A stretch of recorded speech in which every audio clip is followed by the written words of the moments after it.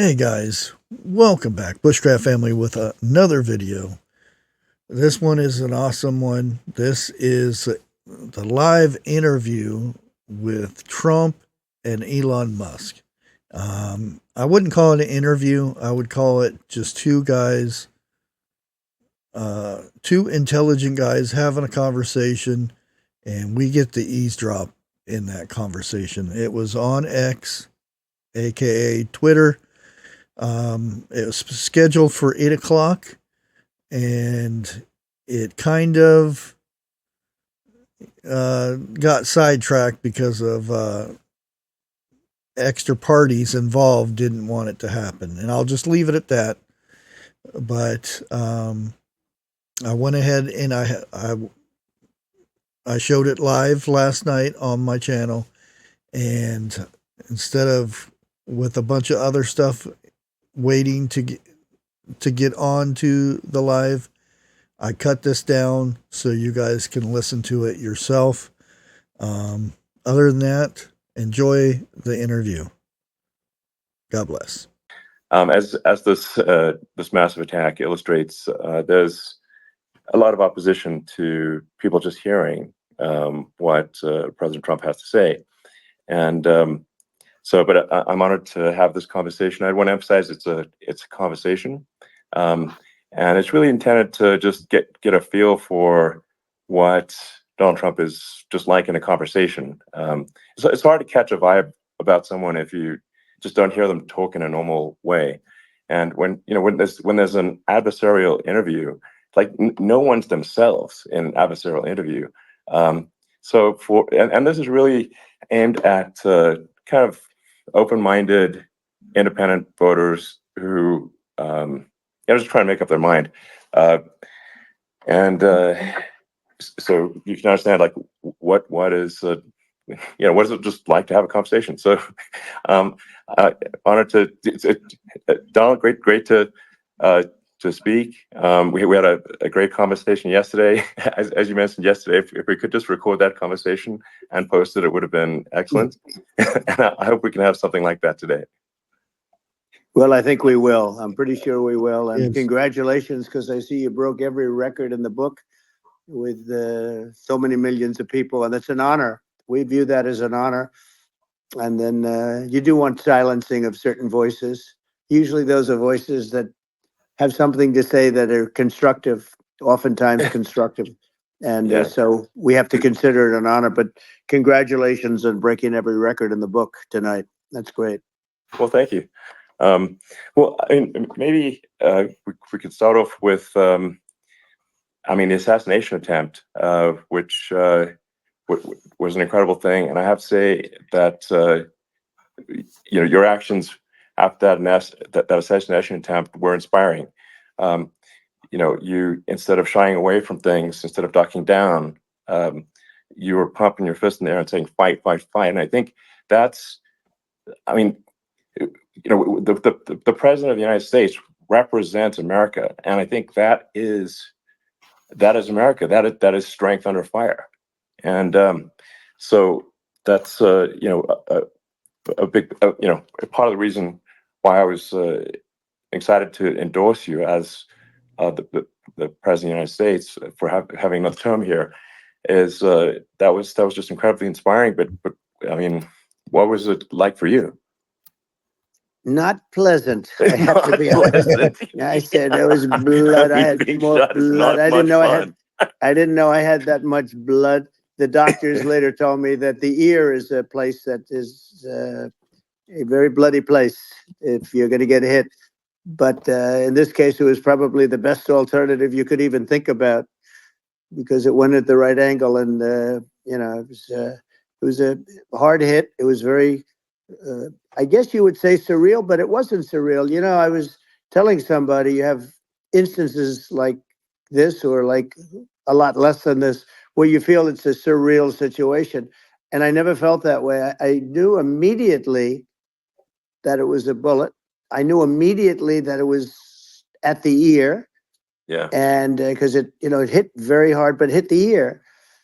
And I also heard people shout, bullets, bullets, get down, because I moved down pretty nicely, pretty quickly, and we had bullets flying right over my head after I went down. So I'm glad I went down. The bigger miracle was that I was looking in the exact direction of the shooter, and so it hit me at an angle that was far less destructive than any other angle. So that was the miracle. That was for those people that don't believe in God. I think we got to all start thinking about that. You have to, I'm a believer now. I'm more of a believer, I think, and a lot of people have said that to me. A lot of great people have said that to me, actually. But it was amazing that I happened to be turned just at that perfect angle, and all because I put down a chart on immigration that showed that the numbers were so great. I love that chart even more maybe now. it's a sign. Maybe that's a sign. It's an immigration sign. You highlighted a serious issue, and at that moment, the bullet missed your, hit your ear, but missed your head. I mean, the amazing thing is that the sign, I said, bring down that sign on immigration, and it was literally about an eighth of a second where it would be good, and after that it was going to be a disaster, no matter which way you were facing. But it just had that perfect angle, which was exactly at this shooter. Very sad situation. Such a sad situation. As you know, we lost somebody that was great, Corey, who a firefighter, a great gentleman, a great trumper. He was just a fantastic family and a fantastic man. And a friend of mine came up, Elon, and said, I'd like to give the family some kind of help. And I said, all right, that's great. He said, do you mind? I said, I don't mind at all. And he wrote out a check for $1 million, gave it to the wife. And, she said, this is really nice, but I'd rather have my husband back, which is a nice thing for somebody to say, to be honest. She's great. The family is great. And we raised a lot of money for them and for two other gentlemen are unbelievable people also. They were hit really badly. They thought they were not going to make it, and they did. The doctors in the Butler area, I tell you, they were incredible. They saved the two, and they were really hit tough, both of them, equally. And we thought, my first question was, because I heard bullets flying over me, I said, how many people were killed? Because we had a massive crowd there, a tremendous thousands and thousands of people, and there was no land. I mean, it was all people. So I said, how many people have been killed? Because I knew there were other shots being fired. And they said, we don't know yet, but some people have been badly hurt. And I have to give the Secret Service sniper, they call him, or sharpshooter, but sniper, because he didn't know there was a problem. He's an extraordinary shot, obviously, and he didn't know there was a problem. And he was able to pick it all out within 5 seconds. And he used one bullet from very far away, I guess probably about 400 yards. The shooter was 130, but he was on the opposite side of the field and the podium. He saw the smoke and the flame from the gun, immediately recognized it, and immediately took a shot. And it was one perfect shot from very far away. And if he didn't do that, Elon, he would have. I mean, if he would have, a lot more people could have been badly hurt and killed. So I have to take my hat off to him, because that's also a surreal. He's been with them for 23 years, and he's never had anything like this. And all of a sudden he has to act, and it's a very tough thing to act and to be shooting somebody. But he saw the gun, saw the smoke, saw the flame from the gun, very far away. Obviously has very good eyes. He's got very good vision, which I assume you have to have in that particular work. But he took aim very quickly, and they say it was approximately 5 seconds from long range, one bullet. If that didn't happen, because the shooter had a lot of bullets, he had a lot of cartridges up there with him. So well, I mean that's clearly he was very competent in taking that shot to stop the attempted assassination. But I mean, there does seem to be some pretty significant failings elsewhere in the system. Like, there's just no way that, like, how on earth does a shooter get on a roof 130 yards away? That seems crazy. I think most people people are wondering how on earth could such a thing happen? Well, I view it as two ways. There should have been nobody on the roof. There were people, because there were so many tens of thousands of people there. There were people that were seeing him, and there was one woman with a red shirt and Trump all over it, and she's screaming. That guy's got a gun. You saw it probably. There's a guy up there with a gun. I mean, it's like I'm just. I guess. I mean, for my part, and I think probably many members of the public are wondering how the heck are, basically people wandering by pointing out there's a guy on the roof with a gun. Yeah. And they're seeing it, but somehow it's not being addressed. That does seem crazy. Well, they're going to learn from this. The communication between the local police, who sort of had an idea, and then ultimately a man lifted himself up to the roof, could barely do it because he was pulling himself up, and he saw the man with the gun. The man with the gun pointed the gun at him. He thought he was probably going to get shot, but he was like pulling himself up, and because of that, he couldn't get to his gun. And he fell down, actually very badly hurt his leg, his ankle. I hear very badly, but he fell down. And he did, from what I understand, he did say there's a guy up there with a gun. And the shooting started very quickly after that. I think it forced the shooter to go maybe quicker. He was supposed to be a very good shot. Yeah. My sons, Don and Eric, they can't believe what happened, but they said from 130 yards, a bad shot would hit that target almost every time. They said it's like in golf, sinking a 2-foot putt. Yeah, it's not a tough shot. It's not a long shot. The Secret Service person had the long shot. He had triple the distance actually. So it was a terrible thing. Look. It's hard. I have to say this about the Secret Service. When I went down, and I went down based on, I think they're screaming, but other people also, because people saw this happen. You had so many people. One of the miracles was that nobody ran. I mean, if a gun goes off, the crowd control people showed us this. When guns go off, and it does happen in stadiums at a soccer match or some kind of a match, everybody flees. They call it a stampede, like cattle. But everybody, and a lot of people get killed with those stampedes. We had more people than you'd have at, some of these matches or these games, and nobody left. You had a small group behind us in the grandstand, and that was full. And you look at it as it was taking place, and normally they'd be running. They didn't leave. They saw that I was hurt. They saw a lot of blood, and they saw that I went down. And it's almost like they wanted to be with me. Well, out front, you had thousands, tens of thousands of people. As far as the eye could see, you had people in Butler, as far as the eye could see. And a lot of press, too. There were, many cameras on watching this. It's what makes it so different, because normally things happen that aren't good, but you never have a picture of it. Here we have all these cameras shooting it. So, sort of amazing. But one of the interesting things was that you didn't have anybody flee. You didn't have anybody stampede. Sure. Nobody. And there were some people behind me. They stood up and they're looking like, I mean, I'll tell you, you want to have them in a foxhole with you. I want to meet some of those people because it's so different from what you heard. But so I was down, but the Secret Service guys, there were bullets flying right over my head. You could hear them go whizzing. And these guys came jumping on top of me, and a young lady, Kate, would jump. They moved so fast, and let me tell you, that took tremendous courage. Now, there was a lack of coordination. There was, obviously everybody understands that somebody that building should have been covered. And I mean, that was the big thing.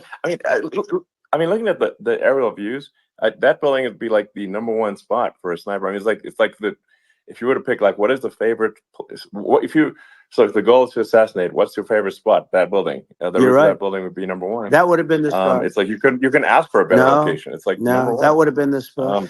You know what people think is when the local policeman, who, by the way, he really he did what he was supposed to do. He couldn't hold on any longer. And then when he got his head just peeking above, this guy standing there with a gun at his head. And when he fell down, again, hurt his ankle very badly, but he was making the calls. But what happened is the firing took place very soon. So what they think is that this guy ran to his site, which he had all planned out with the gun. He ran to the site and he started shooting fast. And maybe that's why he sort of missed. I mean, you know, he Sort of. But he as you got say, me, he but it would have could have hit. been, could have been a much bigger problem. But he totally would have hit if you hadn't turned your head. So, like, you know, there was it was a very near thing. It was a miracle. If I hadn't turned my head, yeah, I would not be talking to you right now. As much as I like you, exactly. I would not. Yeah, I would not be talking to you. I mean, be talking to me from another realm, perhaps. Yeah, that's right. We'd be talking from a different place. But it was a it was a very terrible experience. The Butler Hospital, they did such a great job. The doctors were so good. Everybody was so good. There was a mistake. If somebody knew, because people were hearing that, there was just a bad feeling that there was somebody was around. You know that story now. It's been And if somebody could have said, because they've oftentimes said, like there'd be a lightning storm or something, because I've done, I think, over 300. I think I did a lot more than that, but we did a lot. And oftentimes they'll say, sir, could you wait 10 minutes, please? Sir, could you wait 20 minutes? There's a storm overhead or lightning or something, right? And that happens often. Yeah. And this would have been a perfect time for that to have happened, but it didn't get coordinated. That was the problem. Well, it was I think your actions in the heat of fire, and like what I find admirable there was that you can't fake bravery under such circumstances. The courage is instinctual, or it is not. It's not a rehearsed action. And so I just want to say that I think a lot of people admire your courage under fire there. And so thank you very much. I appreciate it. I didn't think of it. I just wanted to get up. And I wanted to stand up. I wanted to let people know, I felt I was good when they were on top of me, covering me, actually, very much covering me, and very bravely. But I wanted to get up. I said, I want to get up. And they wanted, they have everything there. They wanted stretcher. I didn't like the stretcher. And I knew I was hit in the ear, but I knew I wasn't hit anywhere else. They felt I was hit someplace else because it was such a lot of blood. And they were sure that I was hit someplace else. And they were saying, sir, you were hit more than the ear. I said, nope, I was hit in the ear. I want to get up. Let me get up. And so I got up, and the crowd didn't know what to think. I mean, this was so many people, and you could see they were confused. They didn't know what to think. And I wanted to let them know I was okay. It was very important for me to let them know that. And they went wild. You've seen the after. They didn't go wild when I got up, because they didn't know, was I alive? You really couldn't tell. When I stood up before the hand, before the fist in the air, they didn't know if I was alive. Nobody did. And when I put the fist up, they were just relieved and happy and thrilled, and the place went crazy. It was pretty amazing. Yeah. It was a terrible thing, but it was incredibly moving. Yeah. Well, and I mean, speaking of the sort of slide that got you to turn that saved your life, really, was the illegal immigration slide. Maybe this maybe this is worth talking about that. It was that slide saved your life. No, the illegal immigration saved my life. You're right, but it was I had to be at that exact angle. I mean, that's a great one. saved by illegal immigration. The incredible thing, though, when you talk about the odds, you had to be exactly at that angle. But the incredible thing is that the chart, I used it less than 20% of the time. It was just a moment. Yeah. It's always on my left, never my right. And it's always at the end of the speech. So here we have it. It's on the right, not the left. It's at the beginning, not the end. And even the people that put it up, they were unprepared, and they did a great job. They got it up immediately, fortunately. But I looked to the right, and the bullet came whizzing by, hitting my ear. So it was amazing. But when you think of the odds of that, and that normally you wouldn't use it. Normally I wouldn't have the thing, and then it would have been a very different story. it's very much, I say, an act of God. It's a miracle that it happened, and I'm honored by it. I'm honored by it. Well, what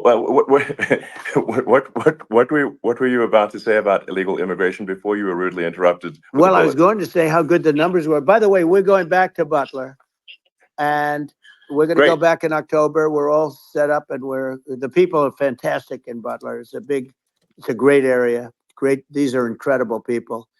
Like the three that, in the case of Corey, killed, and the other two, the families I got to know them a little bit, and the families are great. But we're going back to Butler, and I think I'll probably start by saying, as I was saying, prior to being so horribly interrupted, but so rudely interrupted by an assassination attempt. But no, but the chart. Some people have no manners. Elon, the chart was just a chart that in my last week we had the best illegal immigration numbers, meaning stopping. It was at the lowest. You've seen the chart. It's become quite a famous chart. But that was the lowest point ever recorded. It was a really, I mean, I was very proud of those numbers. And then you see what happened with these people, Kamala and Joe. You see what happened. They just let it go. I had remain in Mexico policies. I had all these different policies that was so good. Guys like Tom Holman and Brandon Judd from Border Patrol. These are all people that they've been on television. They said it's the best numbers we've ever had. We had so many different checks, catch and release in Mexico, not the United. We had catch and release in the United States. We had it in Mexico. We had so many things. We had things where many people come in there, they have contagious diseases. We had everything passed. If you have a contagious disease, I'm sorry, but we cannot allow you into the country. So we were setting literally records, and all I was doing is showing that, and I use it sometimes, and in this case, I'm glad I used it. I can tell you that, but there were fantastic numbers. But I'm going to sleep with that chart always. I'll be sleeping with that chart. That chart was very important for a lot of reasons. Well, I mean, would it be accurate to say that you're supportive of legal immigration, but we also need to shut down illegal immigration, and especially unvetted illegal immigration, because and that's not the same as saying that everyone who's an illegal immigrant is bad. In fact, I think most people who are illegal immigrants are actually good, but you can't tell the difference unless there's a solid vetting of who comes across the border. Does that accurately represent your position? I say it very simply. They have to come in legally. They have to be checked. Because look, Kamala was the border czar. Now she's denying it. Everything that I do, she's saying she was strong on the border. We're going to be strong. Well, she doesn't have to say it. She could close it up right now. They could do things right now. It's horrible. No tax on tips, and all of a sudden she's making a speech and there will be no tax on tips. I said that months ago. And by the way, they had just the opposite. They had not only tax on tips, but they hired 88,000 IRS agents, and many of them were assigned to go get waitresses and caddies and all of this on tips. They have a policy. They had a policy that they were really going to go after you, and were really harassing people horribly. And then all of a sudden, for politics, she says, she comes out with what I said, which I think is terrible. And I think it's also hitting them very hard. These people are fake. Now they're also saying they did a good job on the border. We had the worst numbers in the history of the world, not of our country. There's never been a country in history that has had a catastrophe like this. We've had, I believe, and I think you believe this too, you hear 12 million, 13. I believe it's over 20 million people came into our country, many coming from jails, from prisons, from mental institutions, or a bigger version of that is insane asylums, and many are terrorists. And I'll tell you what, they're coming not just from South America, they're coming from Africa, they're coming from all over the world. They're coming from Asia, they're coming from the Middle East, they're coming from countries that are stupidly and horribly bombing Israel October 7th. They're coming from all over the world. And you look at, it's so sad, October 7th, because it should have never happened. It's so sad when you look at Ukraine. It should have never happened. We have a defective government. These are defective people. and they're not people that should be running it. But where you see it the best is the border, because you have millions of people coming in a month, and then she gets up and she tries to pretend like she's going to do something. She had 3.5 years. And by the way, they have another 5 months that they can do something, but they won't do anything. It's all talk. She's incompetent and he's incompetent. And frankly, I think that she's more incompetent than he is. And that's saying something, because he's not too good. Yeah. No, I think it is essential to have a secure border. I mean, you're really not a country unless you have a secure border. And secure elections too. You know, yeah, absolutely, secure elections. And so it's just essential to have a real border, or we can't function as a country, and our services, our central services are being overwhelmed in a lot of cities. But as we were talking about earlier, I think having a legal immigration process that is smooth and efficient and done well, and speaking as someone who is a legal immigrant, I think I mean, like, one way to think of it is, who do you want on your team? Who do you want on Team America? And I think we want to just say, okay, we want to let in people who are going to, be great contributors to our society and to our economy, and and who do you want on the team? And it's not to say that, like, in my opinion, actually, I'd say, like, probably most of the illegal immigrants actually are actually good, hardworking people. That's my opinion.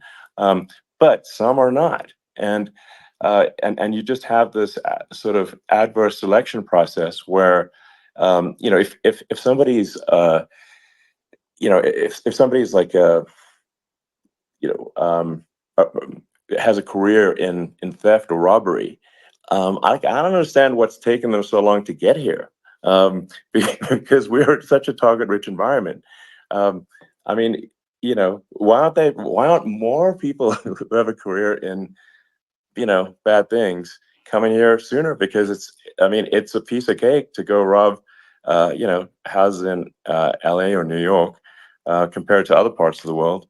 And in a lot of places in America, if you try to stop the person who's robbing you, you'll be arrested.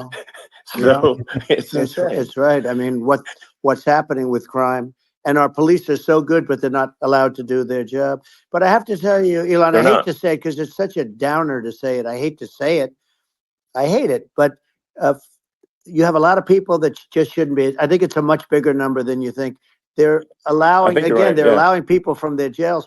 And if you were running one of these countries where they're coming from, you would have had all of them. As an example, Venezuela, their crime is down 72%. They're taking their drug dealers. They're taking, frankly, their prisoners. They're emptying out their prisons. They're taking their criminals, their murderers, their rapists, and they're delivering them into. That's what Castro did. Yeah, well, he did on a much smaller scale. Yeah. It was a much smaller scale. But this is a massive scale, because this is being done worldwide. But here's what's happening: crime all over the world is down. And wait till you see the numbers that we have.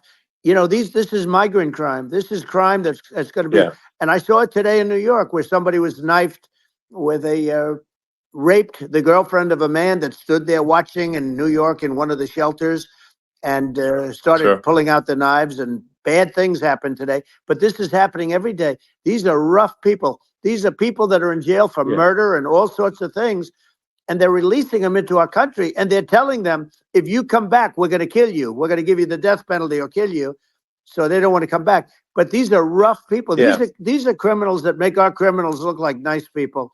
And it's horrible what they're doing. And she's in charge of it, because, now she's trying to say she had nothing to do with it. And she's such a liar, because she was called the border czar the first day, and it was on the headlines of every newspaper. She's the border czar, and she never even went there. She went to one location, which had nothing to do with where the problem is. She went in and out, I guess, because she was getting a lot of pressure, but had nothing to do where the problem is. But she was the border czar, and people can't allow them to get away with their disinformation campaign. Now she's trying to say that she wasn't really involved, and the whole thing is horrible. She was totally in charge. She could have shut the border down without him. He didn't know what he was doing anyway, so he wouldn't have even known what happened. You could shut the border down. He wouldn't even know the difference. But the fact is that she was border czar. But if you don't have to call her that, the fact is you could just call her. She was in charge of the border, and the border was the worst ever. It's simply not working. No, it's horrible. Whether it's a question of intention or competence, either way, we don't have a secure border, and we have people streaming over like it looks like a World War Z zombie apocalypse at times. And sometimes you got to sort of wonder, like, is it real or not? So because you see things, you're like, is it real?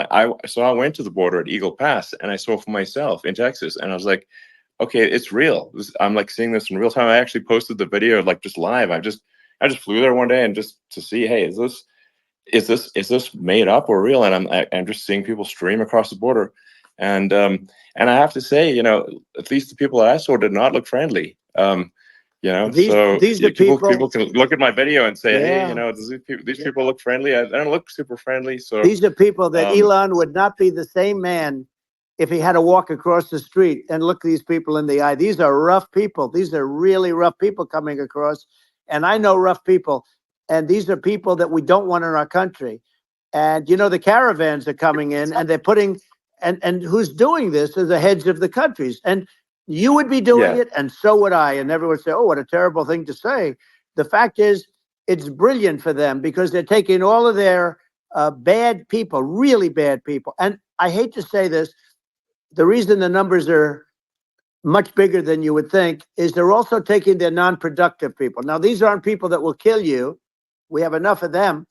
But these are people that are non-productive. They are just not productive. I mean, for whatever reason, they're not workers, or they don't want to work, or whatever. And these countries are getting rid of non-productive people in the caravans in many cases. And they're also getting rid of their murderers and their drug dealers and the people that are really brutal people. And they're coming into our country at levels that have never been seen before. And I saw an ad just before I got on the air. I'm walking over here, and I saw an ad by Kamala saying how she is going to provide border security. Where has she been for 3.5 years? For 3.5 years, we have 20 million people for it. It's a terrible. Yeah, I think this, frankly, I think this is a fundamental existential issue for the United States. And if we have another 4 more years of open borders, and it's going to be even worse with another 4 more years, it's going to be even worse than it's been for the past 3.5 years. I'm not sure we've got a country. You don't have a country left. Elon, if they get in, you will have 50 to 60 million people from all over the world, not South America only. We think of South America, we think of Honduras and El Salvador, Guatemala, and Mexico, the 4. But it's not that. It's everywhere. They're coming in from everywhere. And I had to stay in Mexico. Yeah, I think this is a super important point. Like people, it's like, basically, when I went down there, I was like, well, where are people from? It's like almost no one was from Mexico. No, Mexico less. It's just the border. It's just the border with Mexico. But the people coming in, it's Earth, the rest of Earth, and America is only about 4 or 5% of the population of Earth. It would only take a few percent of the rest of Earth to overwhelm everything. We're already overwhelmed, Elon. We're overwhelmed. You had to see the news tonight about New York, and I love that place. And what they're doing to it is horrible. What they're doing to it, and all the courts do is they try and focus on Trump. Okay, let's focus on Trump, who did nothing wrong. I complain about a rigged election. Elon, what's happened is unbelievable. You have from Africa. From the Congo, they're coming from the Congo, and 22 people came in from the Congo recently, and they're murderers, and they drop them. They drop them. They take them out of jails, which is very expensive, to maintain the jails. Although they don't do too much maintaining, I can tell you. But they take them out of jails, prisons. They take them out, and they bring them to the United States. They deposit them in the United States and say, "Don't ever come back, or you're going to be executed." And they don't want to come back. But they won't come back. Sure. But they're coming from Africa. They're coming from Asia. They're coming from the Middle East. They're coming from South America. Well, they're coming from everywhere. Earth, and there are a lot of really bad ones. It's just an everywhere on Earth thing, and it's just not possible for the United States to absorb, everyone from Earth, or even a few percent of the rest of Earth. It's just not possible. Well, So Elon, we're going to have just to finish this up. We're going to have the largest deportation in history of this country, and we have no choice. Otherwise, we're going to have a country. What they've done to our country. Think of it, with in Venezuela and in some of these other countries, crime is down 50, 60, 70, 80%. And you would be the same. You would have. Yeah. I'll tell you what. Venezuela has not gotten rid of all of them. They've gotten rid of about 70% of their really bad people. Their jails are about 50% put into the United States. The same with other countries. Sure. Some are at 30%, some are at 50%. They're all different. But the bottom line is they're all going to be at 100%. Why wouldn't you put 100% of it? And they're doing it right now while this third-rate phony candidate. Don't forget, I beat Biden. He failed in the debate miserably. And, some people said, oh, gee, it's too bad. It's too bad he did so badly, or I did well in the debate. The first night they said, wow. One of the people at CNN said that was the greatest debate performance I've ever witnessed. And then 2 days later, they didn't talk about that. They just said he was bad. But that's okay. That's the way I get treated. And I don't mind that at all. What I can tell you is this. We cannot have a Democrat. We cannot have her. She's incompetent. She's as bad as Biden in a different. Look, she hasn't done an interview since this whole scam started. And say what you want. This was a coup. This was a coup of a president of the United States. He didn't want to leave, and they said, we can do it the nice way, or we can do it the hard way. Yeah, they just took him out back behind the shed and basically shot him. What they did with this guy, and I'm no fan of his, and he was a horrible president, the worst president in history. And one of the reasons he was so bad, first of all, the Israeli attack would have never happened. Russia would never have attacked Ukraine, and we'd have no inflation. And we wouldn't have had the Afghanistan mess, if you think of it. Well, and we wouldn't have had Afghanistan. But we think of it. You take a few of those events away, and we have a different world. We would also have inflation was caused by oil. Yeah, no. I think you're making an excellent point here, which is that when other countries can, that are thinking about invading or doing bad things, when they're thinking about that, they're thinking about, okay, what's the American president going to do? And do they fear the American president, or is it someone they do not respect and do not fear? And I think they would rightfully be. I mean, look at the footage of the assassination. They're like, okay, President Trump is like, don't mess with me. I mean, that's like. Whereas I think people are not going to be, and they obviously have not been at all intimidated by Biden, and they certainly will not be intimidated by Kamala. And you have to really think of that in the context of global security.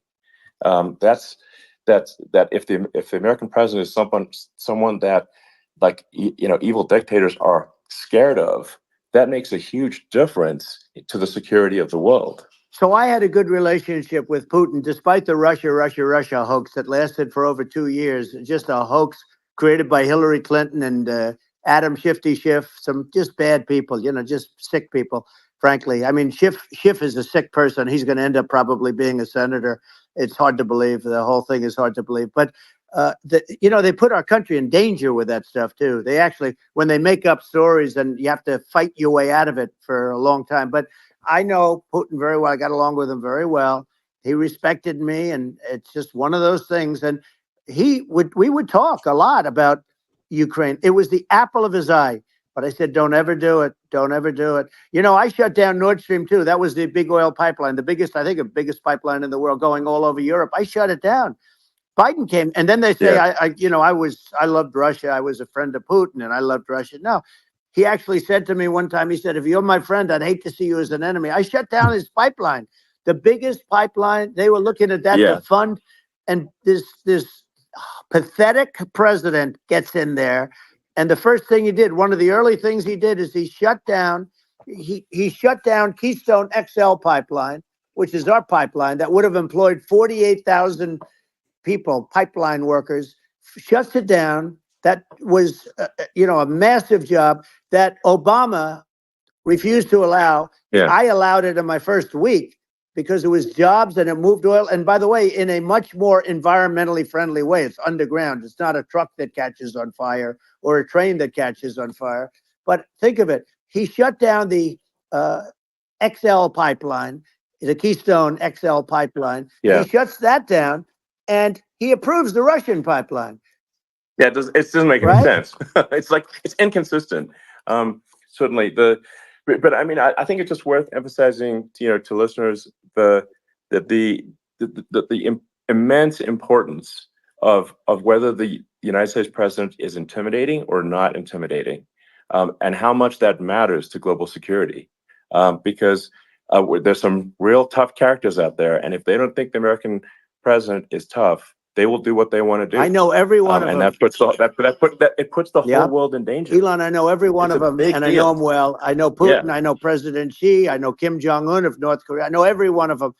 And let me tell you, people will say, oh, this is terrible. He said, I'm not saying anything good or bad. They're at the top of their game.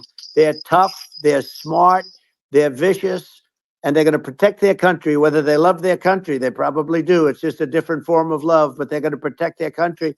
But these are tough people at the top of their game. And when they see a Kamala or when they see Biden, Sleepy Joe, they can't even believe it. They can't believe this happened. All the stuff that you're seeing now, all the horror that you look at Israel, they're all waiting for an attack from Iran. Iran would not be attacking, believe me. When I was there, and I say it with respect because I think we would have been good with Iran. I don't want to do anything bad to Iran, but they knew not to mess around. Iran was broke because I told China, if you buy from Iran oil, it's all about the oil. That's where the money is. But if you buy oil from Iran, you're not going to do any business with the United States. And I meant it. And they said, we'll pass. They didn't buy oil. Other countries, likewise. Sure. You want to buy, you're not doing business with the United States. And they were at a point where they had no money for Hamas. They had no money for Hezbollah. They had no money for any of these instruments of terror.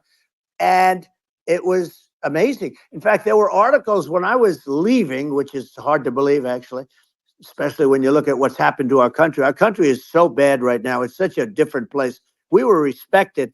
Think of it. 4 years ago, we were so respected to a point where when I said don't buy oil, they didn't buy oil, but they had no money, and Israel would have never been attacked. It is zero chance. And again, I said to Vladimir Putin, I said, don't do it. You can't do it, Vladimir. You do it, it's going to be a bad day. You cannot do it. And I told him things that what I do, and he said, no way. And I said, way. And it's the last time we ever had the conversation. He would never have done. I got along well with him. I hope to get along well with him again. Getting along well with them is a good thing, not a bad thing. I got along well with Kim Jong-un. When I met with President Obama just before entering, it's a sort of a ritual. And I sat down with him and we talked. It was supposed to be for a very short period of time. It turned out to be a long period of time. I said, what's the biggest problem? He said, North Korea. I had that problem worked out very quickly. It was nasty at the beginning with Rocket Man and, all the different things. Yeah. But all of a sudden I got a call. Those were some epic tweets, by the way. Yeah, they were actually epic everything. He said that he has a red button on his desk. I said, I have a red button on my desk too, but my red button is much bigger and my red button works. And then I called him Little Rocket Man of Little Rocket Man. Anyway, here's the bottom line. All of a sudden I got a call from him. And they said they want to meet. They want to meet me. And we met, as you remember, we met in Singapore. We met also in Vietnam. And I got along with them great. We were in no danger. But President Obama thought we were going to end up in a war, a nuclear war with him. And let me tell you, he's got a lot of nuclear stuff, too. Exactly. He's got plenty of nuclear. He can do plenty of damage. Yes. I mean, it's because, people like Kim Jong-un, they respond to strength, not weakness. Well, he and I had a good relationship. Remember I met him and we walked onto his land. Nobody ever walked onto his land before. I walked onto. I wouldn't say. Let's bring up Secret Service again. I wouldn't say they were thrilled when I did that. I walked onto his land, and it was an amazing period. But we were not in danger with him because of me. I always say that we have enemies on the outside and we have enemies on the inside. We have some really bad people in our government. and people that are, and controlling of the people. I mean, I'd mention names, but I really don't want to give them the credit. But we have some really bad, and I say they're more dangerous than Russia and China. If you have a smart president, a president that gets it, we are not in danger from those countries because they need us and they need our help. I mean, we forced Obama, if you think about it, Obama and Biden, and Bush to a certain extent, in all fairness, forced Russia and China together. And if you're a history student, the first thing you learn is you cannot let Russia and China align. But then they also got, if you take a look, Iran, and they have North Korea. That's, they call it the axis of evil. In the old days, you had the axis of evil. Here we have a modern day axis of evil.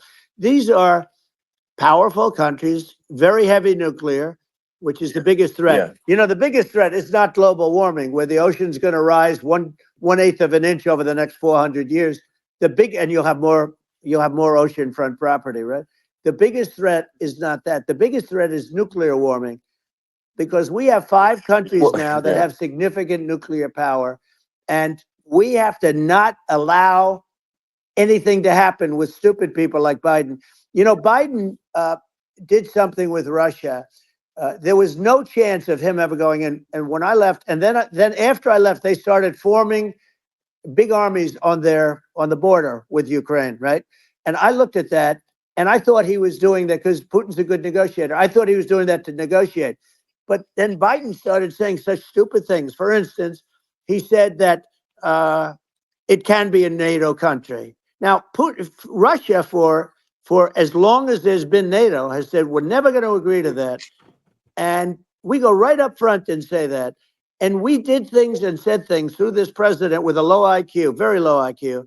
He had a low IQ 30 years ago, by the way, but now he might not even have a IQ at all. There's nothing on the board that goes this low. He said things that were so stupid that war would have been, that war had zero chance of happening if I were there. Zero chance. He was saying everything the opposite. Everything the opposite. And it's so sad because many more people have been killed in Ukraine than you read about. You don't read about how bloody it is and how disaster. Sure. Hey, look, just in the 2 armies, you lost 500,000 people. And, Ukraine's having a hard time. Ukraine, I don't know if you saw the article recently, and it's true. You don't hear the true story. But if you think about it, Russia's gone, Russia defeated Germany with us, and they defeated Napoleon. They've been around a long time. They're a big fighting force. Yeah. So, and it's very unfair. And Ukraine now doesn't have enough men. They're now using young men and very old men to fight. And we're in a very bad position. And I'm not going to blame exclusively, but I can tell you, I could have stopped that. And a smart president could have stopped that. It wouldn't have happened. But we had a man that actually made it more prevalent. It was so bad. The words that he was using, the stupid threats coming from a stupid face that he was using. I said, this guy's going to cause us a war. He's going to cause us. And let me tell you, it can lead to World War III. That can lead to World War III. The Middle East can lead to. We have numerous places that could end up in a World War III right now for no reason whatsoever. I think you're right. I think people underrate the risk of World War III, and it's just when you're looking at the risk of global thermonuclear warfare, it's game over for humanity, and it's something that people have, I think, after the end of the Cold War, people have become complacent about, but they actually have forgotten that there are currently a lot of nuclear missiles that have targeting parameters for the United States from 100%. Other countries. And one of the things we're going to do is we're going to build an Iron Dome over us. Israel has it. We're going to have the best Iron Dome in the world. We need it, and we're going to make it all in the United States. But we're going to have protection, because it just takes one maniac to start something. We're going to have protection, and we're going to have. Why shouldn't we have an Iron Dome? Israel has one. Some other places have one that nobody even knows about, frankly. But Israel has it. We're going to have an Iron Dome. But with all of that being said, to me that's so important, the most important. But with all of that being said, the election's coming up, and the people want to hear about the economy and the fact that they can't buy groceries. because they don't have enough money to buy groceries. The inflation has killed them. Food prices are up 50, 60, even 100% in some cases. And this stupid administration allowed this to happen. And it's a shame. And that's the thing that people most care about, in my opinion. They care about the border a lot. And we discussed the border at great length. It's nice to have a forum like this where I can discuss something at length.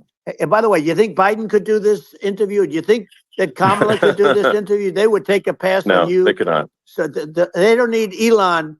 They don't need Elon screaming out questions. It's pretty sad when you think that somebody that does this for a living can't answer a question or is afraid to do an interview. And in her case, with a very friendly interview, she's got all friendly interviewers. It's pretty sad. Yes, absolutely. But the big thing now is the economy, Elon. And as much as I mean, I view nuclear as the single most important thing, but a lot of people don't understand that. But it doesn't have to. If I understand it, that's all you need, because if I was president, you're not going to have that kind of a problem. But the thing that they really is making them angry is what Kamala and Biden have allowed to happen to the economy. It's a disaster with inflation. The inflation, it doesn't matter what you make. The inflation is eating you alive. If you're a worker, or if you're just a middle income person, you can't afford. 4 years ago, 5 years ago, people were saving a lot of money. Today, they're using all their money and borrowing money just to live. It's a horrible thing that's happening, and we'll end that quickly. Well, I think a lot of a lot of people just don't understand where inflation comes from. Inflation comes from government overspending, because the checks never bounce when it's written by the government. So if the government spends far more than it brings in, that increases the money supply. And if the money supply increases faster than the rate of goods and services, that's inflation. So really, we need to have we need to reduce our government spending, and we need to re-examine. I think we need like a government efficiency commission to say, like, hey, where are we spending money that's sensible? Where is it not sensible? And we need to live within our means. We're currently adding, I think, $1 trillion to the deficit roughly every 100 days. That's right. And the interest payments on the national debt have now exceeded the defense budget. It's on the order of $1 trillion. It's interest, and it keeps growing. I rebuilt our military, largely rebuilt our military. Did a great job on it, which was so important. We had jets, we had fighters that were. And bombers that were 70 years old. And we did a great job in that. Then we gave 85 billion of it back to Afghanistan, if you can believe it. We gave them 85 billion. They're one of the largest sellers of military equipment in the world. They're selling what we gave them. That was one of the most embarrassing days in the history of our country. But if you think about, let's go back to the economy. We have to bring energy prices down. Energy started at the price of gasoline. Now, your cars don't require too much gasoline, so you have a good, and you do make a great product. I have to say, I have to be honest with you. That doesn't mean everybody should have an electric car, but these are minor details. But your product is incredible. But the gasoline, Elon, is the cost of energy. Not only gasoline, it's the cost of heating your house and cooling your house. That has to come down.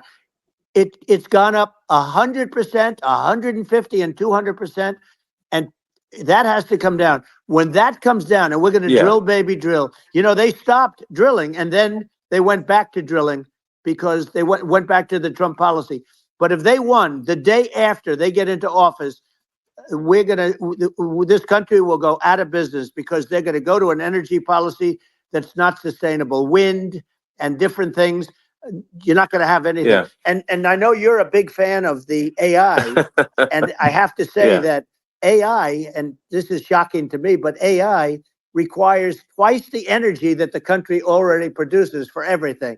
So we're going to have to build a lot of energy if our country will be competitive with China, because that's our primary competitor for this on the AI. You're going to need a lot of electricity. You're going to need tremendous electricity, like almost double what we produce now for the whole country, if you can believe it. Sure. Well, just going, back to this, like this basic thing, that people try to make it sound complicated, but it's not. But inflation is caused by government overspending. Would you agree that we need to take a look at government spending and have perhaps a government efficiency commission that just tries to make the spending sensible, and so the country lives within its means, just like a The person does. waste is incredible, and nobody negotiates prices. You used to have a lot of people making jets, and you end up with two companies, and they'll probably try and merge at some point. I mean, I went through it like Air Force, just a thing like Air Force One. One of the first documents they asked me to sign, a general walks in, "Sir, would you please sign this document?" And what is it? Air Force One. That's with Boeing, which is basically two planes, two 747s. And the price was $5.7 billion for two planes. Now, Wow. now they're highly sophisticated. That's insane. They're even nicer than your plane, okay? But much more sophisticated. They're very, I won't say what's on it, but they got a lot of stuff on it. Anyway, but it's 5.7. That's a crazy It's number. a crazy number. But I said, I'm not going to pay 5.7. I'm not going to do it. I said, who made the deal? Obama and his people. I said, well, then I know the deal's no good. I'm not going to do it. And over a course of about 4 weeks, by my saying I'm not going to do it, I got the price reduced by $1.6 billion for the exact same plane, other than we had a nicer paint job, if you want to know the truth. But for the exact same plane, I saved one. And I said to Boeing, man, you guys must make a lot of money if you can reduce the price by that. But now what I do hear is that they're going back to the Biden administration and wanting big cost overruns, because they see these dopey suckers in there, and they'll end up getting some of the money back. But I shaved it by $1.6 billion for the exact same plane.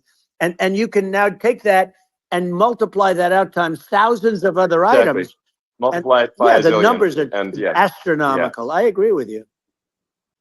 Well, I mean, I think it would be great to just have a government efficiency commission that takes a look at these things and just ensures that the taxpayer money, the taxpayers' hard-earned money, is spent in a good way. And I'd be happy to help out on such a commission. I'd love if it were formed. Well, you're the greatest cutter. I mean, I look at what you do. You walk in and you just say, you want to quit? They go on strike. I won't mention the name of the company, but they go on strike, and you say, that's okay. You're all gone. You're all gone. So every one of you is gone, and you are the greatest. You would be very good. Oh, you would love it. But, if you look at Argentina. Well, I'd be happy to help by the way, out. congratulations. I just looked at the number of people that are listening to you and I chat. We'll call it a chat. But congratulations. This is very good. I mean, it's great. And you're an interesting character. The new head of a place called Argentina, and he's a big, he's great. And he's a big MAGA fan, that he ran on MAGA. And he took it to an extreme too. He ran on MAGA, and I hear he's doing really a terrific job. It's called Make Argentina Great Again. It worked out perfectly. He came in, he bought a lot of hats, he brought everything, but he's doing a big job. He really cut. And I'm hearing they're starting to do pretty well. Inflation's getting down. They had like 2,000%. And they had inflation like not normal inflation. They had the real deal. But we're going to have that pretty soon. I think we have the worst inflation we've had in 100 years. They say it's 48 years.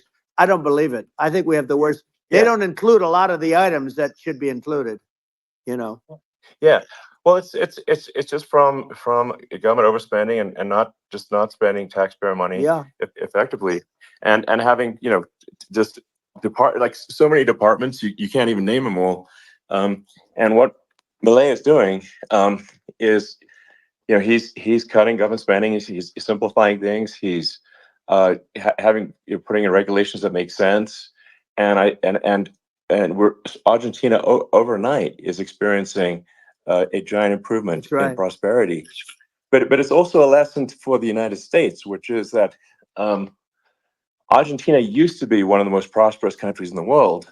In the 30s, 40s, and because of bad government policy, it ruined the country.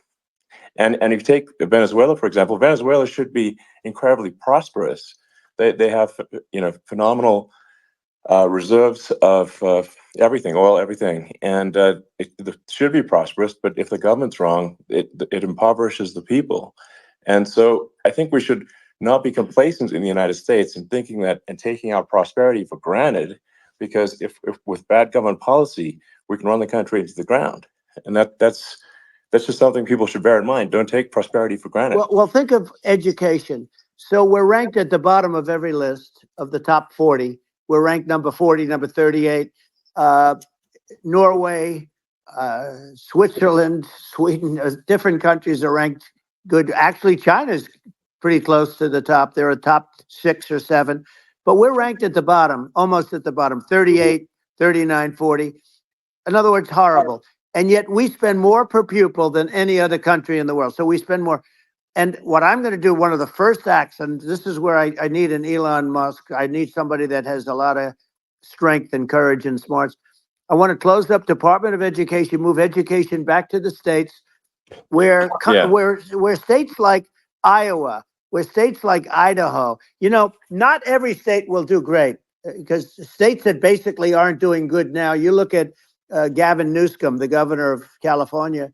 He's terrible. He does a terrible job. So he's not going to do great with education. But of the 50, I would bet that 35 would do great, and 15 of them, or 20 of them, will be as good as Norway. Norway is considered great. You can name them. I mean, they're so good. Some of these countries are so good. But if you go into some of these really well-run states, we have states that don't know what debt is. We have states that have low taxes, no debt, everybody working. They're really well-run. Sure. And maybe they have certain advantages in terms of location, in terms of, the land or the sun and the water and the whole thing. There are a lot of advantages that some people have. But if you moved education back to the 50, you'll have some that won't do well. But they'll actually be forced to do better, because it'll be a pretty bad situation. But if you think about it, you'll have some of these states. I'll bet you'd have 30, 35 states.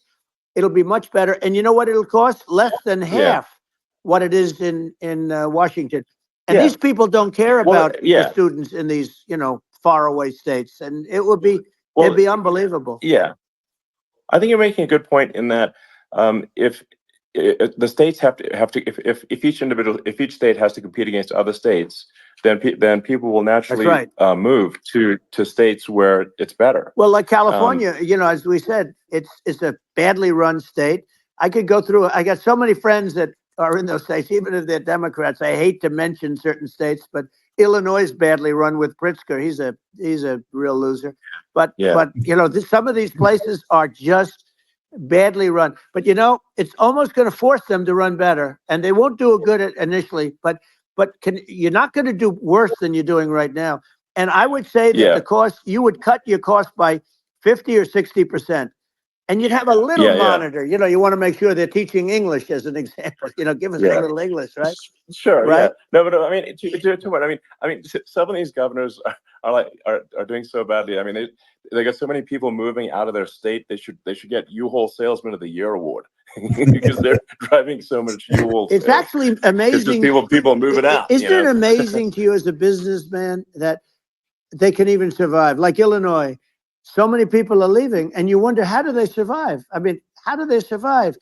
I saw where you left California and you moved to Texas. Texas does a great job. But, I mean, I just wonder, how do these states survive when big businesses, a big oil company just left California, as you know, and they moved to Texas. How do these big states survive when they lose so many businesses? And their taxes are already really high. The taxes are among the highest taxes. You almost wonder, how do they continue on? And in many cases, the governors don't do a good job, and they're crime-ridden places. You wonder, how do they continue to just go on? It's not a good situation. I think the only thing that's going to force some of these states to change is if they risk bankruptcy and they're not getting bailed out by the federal government. Right. Well, That's the only thing that's going to get them to change. You remember the area in California where they had that, where I guess somebody had sticky fingers and they stole a lot of money, and they went into a form of chapter, and it was very nasty for a period of time. But now it's probably the most popular place in all of California. So at some point, something like that may have to happen. But the problem is, you can't penalize people that loan money to the state when you have incompetent people like a Pritzker. Look, the family didn't want him in the family business. and then he ends up being governor of Illinois. So you know what, is he going to be? Is he going to be a great governor? And you know, you have people. I could name every one of them. I got to know every one of these, and some are very good, and some are just horrible. Well, I think that, I mean, the larger point here, too, you know, as you're saying, like a lot of people are concerned about the economy, a lot of people are concerned about inflation, and inflation is effectively a tax on people that save money, and for people that are working day to day, it's just a form of taxation. And if we can solve the government spending problem, we'll solve the inflation problem, which means people will have a better standard of living, and that's a really big deal. Well, the people that got hurt worst are the people that did it the way they were taught to do it all through, you know, their younger life and their young life and their whole life. The people that saved money and then they got no interest on their money and inflation destroyed them.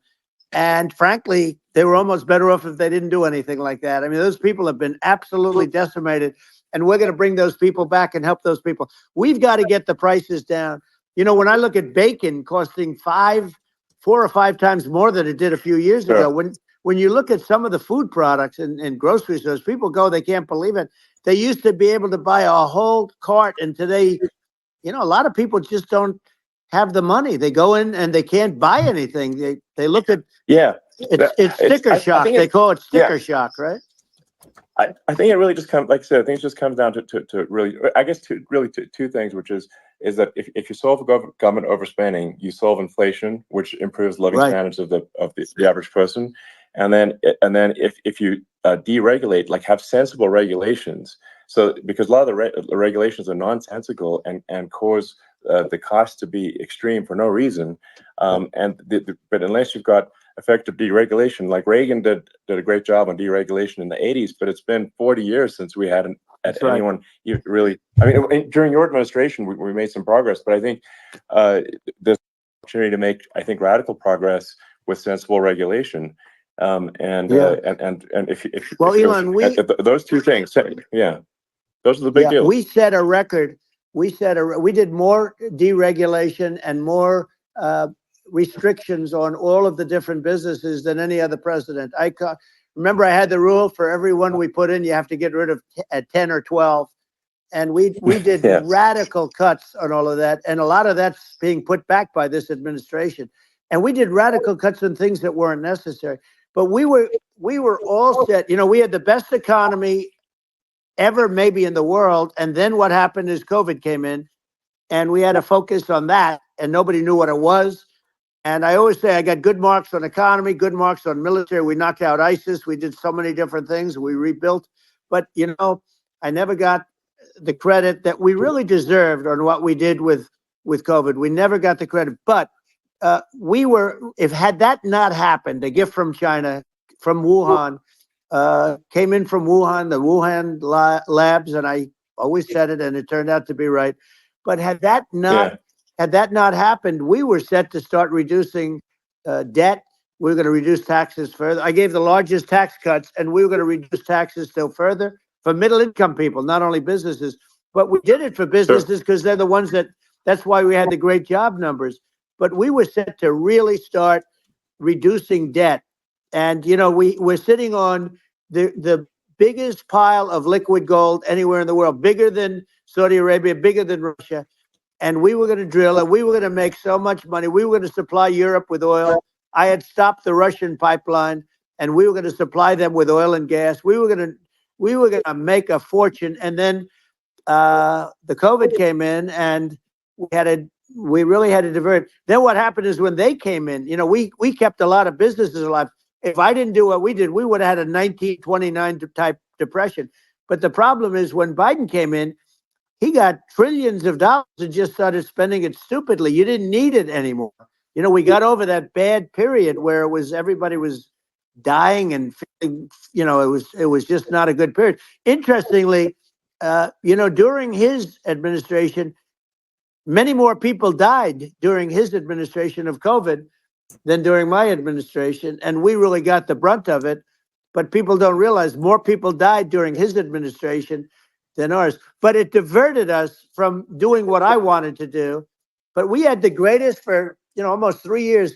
We had the great, and you know that probably better than anybody. So many of your friends said to me, the best years we've ever had in business were during the Trump years, and also said that African American, Hispanic American were so incredible. They were having the best. Asian American women, men, young people without a diploma, young people that graduated from the best colleges, from MIT, from the Wharton School, from all of the great colleges, Harvard. They were doing better, and people without a diploma were doing better, and everybody was happy. And then COVID came, and we had the problem is they spent trillions and trillions of dollars. They wasted. They shouldn't have taken any money, and we wouldn't be having inflation right now, which is killing our country. Yeah, absolutely. I mean, I should probably say something about, like, maybe my views on, climate change and oil and gas, because I think I'm probably different from what most people would assume, because my views are actually pretty, I think, moderate in this regard, which is that I don't think we should vilify the oil and gas industry and the people that have worked very hard in those industries to provide the necessary energy to support the economy. And if we were to stop using oil and gas right now, we would all be starving, and the economy would collapse. So it's, I don't think it's right to sort of vilify the oil and gas industry. And the world has a certain demand for oil and gas, and it's probably better if the United States provides that than some other countries. Sure. And it would help with prosperity in the U.S. And at the same time, obviously, my view is like, we do over time want to move to a sustainable energy economy, because eventually you do run out of. I mean, you run out of oil and gas. It's not there for. It's not infinite. And there is some risk. I think the risk is not as high as a lot of people say it is with respect to global warming. But I think if you just keep increasing the parts per million in the atmosphere long enough, eventually it actually simply gets uncomfortable to breathe. People don't realize this. If you go past 1,000 parts per million of CO2, you start getting headaches and nausea. And so we're now in the sort of 400 range. We're adding, I think, about roughly 2 parts per million per year. So I mean, it still gives us. So what it means is, like, we still have quite a bit of time, but so there's not, like, we don't need to rush, and we don't need to, like, stop farmers from farming, or prevent people from having steaks, or basic stuff like that. Like you can leave the farmers alone. I agree. How crazy is that? Where I mean, you have farmers that are not allowed to farm anymore and have to get rid of their cattle, and the whole world is a little crazy. But it's largely taken its lead from us. I do say, though, I've heard, in terms of the fossil fuel, because even to create your electric car and create the electricity needed for the electric car, fossil fuel is what really creates that at the generating plants. And, so you sort of can't get away from it at this moment. I mean, someday you might be able to, but I do hear we have anywhere from 100 to 500 years left. Much of it hasn't even been found yet. Yeah. But there are tremendous, like Anwar. I got Anwar in Alaska approved. Ronald Reagan couldn't do it. Nobody could do it. Everybody tried. Nobody could do it. I got it approved. The first thing that Biden did was unimprove it, to get rid of it. He ended it. His secretary went in and she ended it. And what a disgrace. That's Anwar. That's bigger, or they think it could be bigger than Saudi Arabia in Alaska. Could be bigger than Saudi Arabia.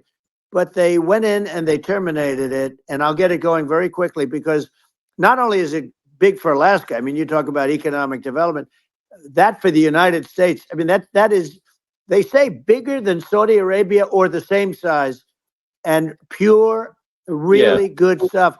And, they end it. So I think we have, perhaps hundreds of years left. Nobody really knows. But during that time, something will come around that will be very good. Yeah. Well, I mean, and my estimate would be, a little more aggressive than that. But it's not the sort of, like, we're all going to die in 5 years stuff. That's obviously BS. But I mean, my view is, like, if you just look at sort of the parts per million that increments every year, you get sort of 2 or 3 parts per million every year of CO2. I mean, I think some of that, it's problematic if it accelerates, if you start going from 2 or 3 Right. to say 5. And then there may be some situations where you get just a step change increase in the CO2. And I think we don't want to get too close to 1,000 ppm, because like that's actually makes it uncomfortable to breathe. Like just existing in 1,000 ppm CO2 is uncomfortable. That's like that's considered like an industrial hazard. Right. Just so it's, you know, that's actually, you start getting headaches and stuff. So it's even without global warming, it's not comfortable to live. So you don't want to get too close to that. But I mean, I think we've got. I think we want to just move over, and like, and if I don't know, 50 to 100 years from now, we're I don't know, mostly sustainable. I think that'll probably be okay. So it's not like the house is on fire immediately, but I think it is something we need to move towards. And on balance, it's probably better to move there faster than slower. But like I said, without vilifying the oil and gas industry, and without causing hardship in the short term, I think this can be done. Without, people can still have, a stake, and they can still drive gasoline cars, and it's okay. It's like, it's not.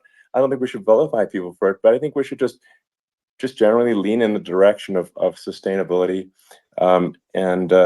I actually think solar is going to be a majority of Earth's energy generation in the future, and it's certainly trending that way. And so you get the solar power, combine that with batteries, so because obviously the sun doesn't shine at night, and then you use that to charge the electric cars, and you have a long-term sustainable solution. And that's what Tesla is trying to move things towards, and I think we've made a lot of progress in that regard.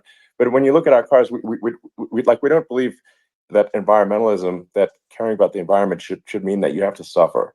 So we make sure that our cars are beautiful, that they drive well, that they're fast, they're sexy. I mean, they're cool. In fact, literally, I mean, the sexy joke, Model S, Model 3, Model X, and Y spells out sexy. It's probably the most expensive joke out there.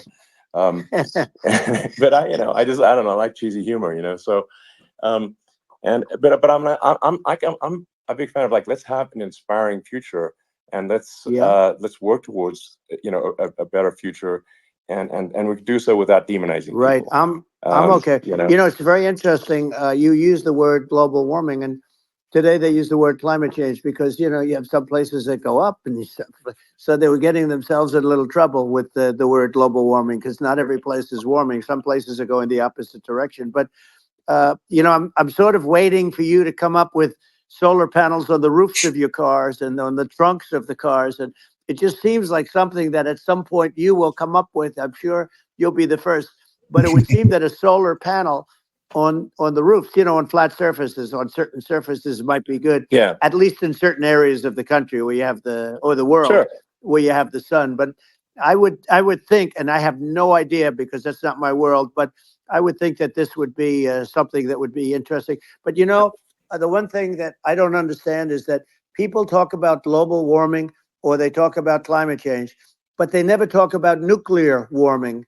And to me, that's an immediate problem, because you have, as I said, 5 countries where you have major nuclear, and probably some others are getting there, and that's very dangerous. That's where you need a strong American president, because you don't want to have this proliferation. But you have 5 countries and getting more. China is much less than us right now, but they're going to catch us sooner than people think. They're way lower. Russia and us are number 1, and I mean, we're sort of tied. And China is far behind, but they're developing at a level that you're not surprised to hear, very fast. They'll end up catching up, maybe even surpassing. But to me, the biggest problem is not climate change. It's not, and everything's a problem, but it's degrees. To me, the big problem is the nuclear power. The power of nuclear is so great. And when I talk about I'll prevent World War III, I will. But the truth is that you have to, because this is no longer army tanks going back and forth and shooting at each other. This is a level of destruction and power that nobody's ever seen before. Yeah, and actually, there's the bad side of nuclear, which is a nuclear war, very bad side. But there's also, I think, nuclear electricity generation is Absolutely. underrated. You're right. And it's actually, people have this fear of nuclear electricity generation, but it's actually one of the safest forms of electricity generation. It's just a huge misunderstanding. And if you look at the injuries and deaths, caused by, say, I mean, I'm not going to try to pick on coal mining, but just any kind of mining operation. And there's a certain number of injuries and deaths per year. And you compare that to nuclear. Nuclear is actually way better. So it's underrated as an electricity source, and I think it's something that's worth reconsidering. But there's so much regulation that people can't get it done. So that, maybe they'll have to change the name. The name is it's a rough name. There are some areas it's rough when you see what happened in bad branding. Right, the we'll have to rough. rebrand it. We'll have to give it a good name. We'll name it after you or something. No, it has a branding problem. When you see what happened, it does have a branding problem. When you see what happened in Japan, where they say you won't be able to go on the land for about 3,000 years. Did you ever see that? And in Russia, where they had the problem, where they, there's a lot of bad things happened, and they have a problem. And they say that in 2,000 years, people will start to occupy the land again. You realize it's pretty bad. No, that's not true. But you're right about it. It's amazing. It's actually not that bad. So like after Fukushima happened in Japan, like people were asking me in California, are we worried about like a nuclear cloud coming from Japan? I'm like, no, that's crazy. It's not even dangerous in Fukushima. I actually flew there and ate locally grown vegetables on TV to prove it. And I donated a solar water treatment, a solar powered system for a water treatment plant. And but you haven't been feeling so well lately, and I'm worried about it. No, but I mean, I'm only kidding. It's fine, It's like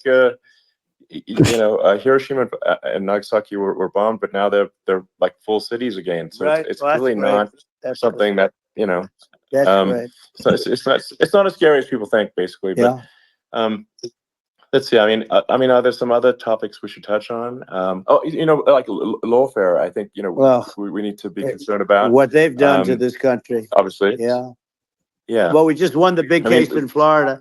This was a Biden administration did something that's never been done in this country, and that's go after their political opponent, me, with this nonsense and just nonsense. And the big case in Florida we won, but they always pick a judge and a jury, and they use local DAs, they use the local attorney generals, like Fani, Fani, spelled Fani, Fani, and it's all a big hoax, and it's all run from there. Like in Manhattan, one of the top people from the Justice Department went in, ran Manhattan, ran the state. The Letitia James deal was run by a person from the Department of Justice, Biden. They've never done this before, and they set up a very bad precedent. It's called lawfare, warfare. It's a terrible thing, and never happened in our country. It does happen in banana republics and third world countries, but it's never happened. And the incredible thing is it actually drove my numbers up because people see, fortunately I have a platform like you, or, in all fairness, like a conversation like this, where I can talk about it and people understand. I mean, you fight for election integrity and you end up getting indicted because you're fighting for election integrity. And when the day comes that you can't fight for election integrity, you don't have a country anymore. So what happens is they went after their political opponent, me. Now Biden's, close to vegetable stage, in my opinion. Okay, I looked at him today on the beach, and I said, why would anybody allow him? The guy could barely walk. Why would anybody allow him? Does he have a political advisor that thinks this looks good? He thinks this looks good because it looks so bad, and it's ridiculous. I mean, and he's been doing that for a long time. He can't lift the chair. The chair weighs about 3 ounces. It's meant for children and old people to lift, and he can't lift it. The whole thing is crazy. Well, he's clearly not, he's clearly like, we just don't have a president right now. You now. don't have a president, and she's going to be worse than him because she is a San Francisco liberal who destroyed San Francisco, and then as Attorney General, she destroyed California. You talk about location, and we're talking about the sun and the water and all. There's nothing better than California. She has destroyed that. She was the original DA. She was the original in San Francisco. She was the original Attorney General in California. What she has done to California is, well, you know better than I do. You just left California for a lot of those reasons. And what she's done with crime, with cashless bail, where you kill somebody. I mean, we have states there, you kill somebody and they let you out right away. I mean, you don't have to even put up, and then they never find the people unless they kill again, and then they let them out again. Our country is becoming a very dangerous place. And she is a radical left San Francisco liberal. And now she's trying to protect. Now she's looking like she wants to be more Trump than Trump, if that's possible. I don't think it's possible, but she wants to be more Trump than Trump. Yeah. I want a wall. I think that's, she wants to release all the prisoners that are in detention. And some of these guys are really bad. right. That just came out today. She doesn't want to build the wall, even though the walls work. Walls and wheels. You know, in your business, everything you do is obsolete, almost, well, not the tunnels, but everything is obsolete. Even your rocket ships, they're like a month later, they're obsolete. You find a better way to. The only thing that's not obsolete is a wall and a wheel. And the wall, you know, I built hundreds of miles of wall, and that's why we had such good numbers. I was going to add 200 miles. We bought it. We could have flipped it up in 3 weeks, and they sold it for 5 cents on the dollar. That meant, I said, wow, that means that they actually do want to have open borders. She wants to have open borders, and now she's going like she's tough on the border.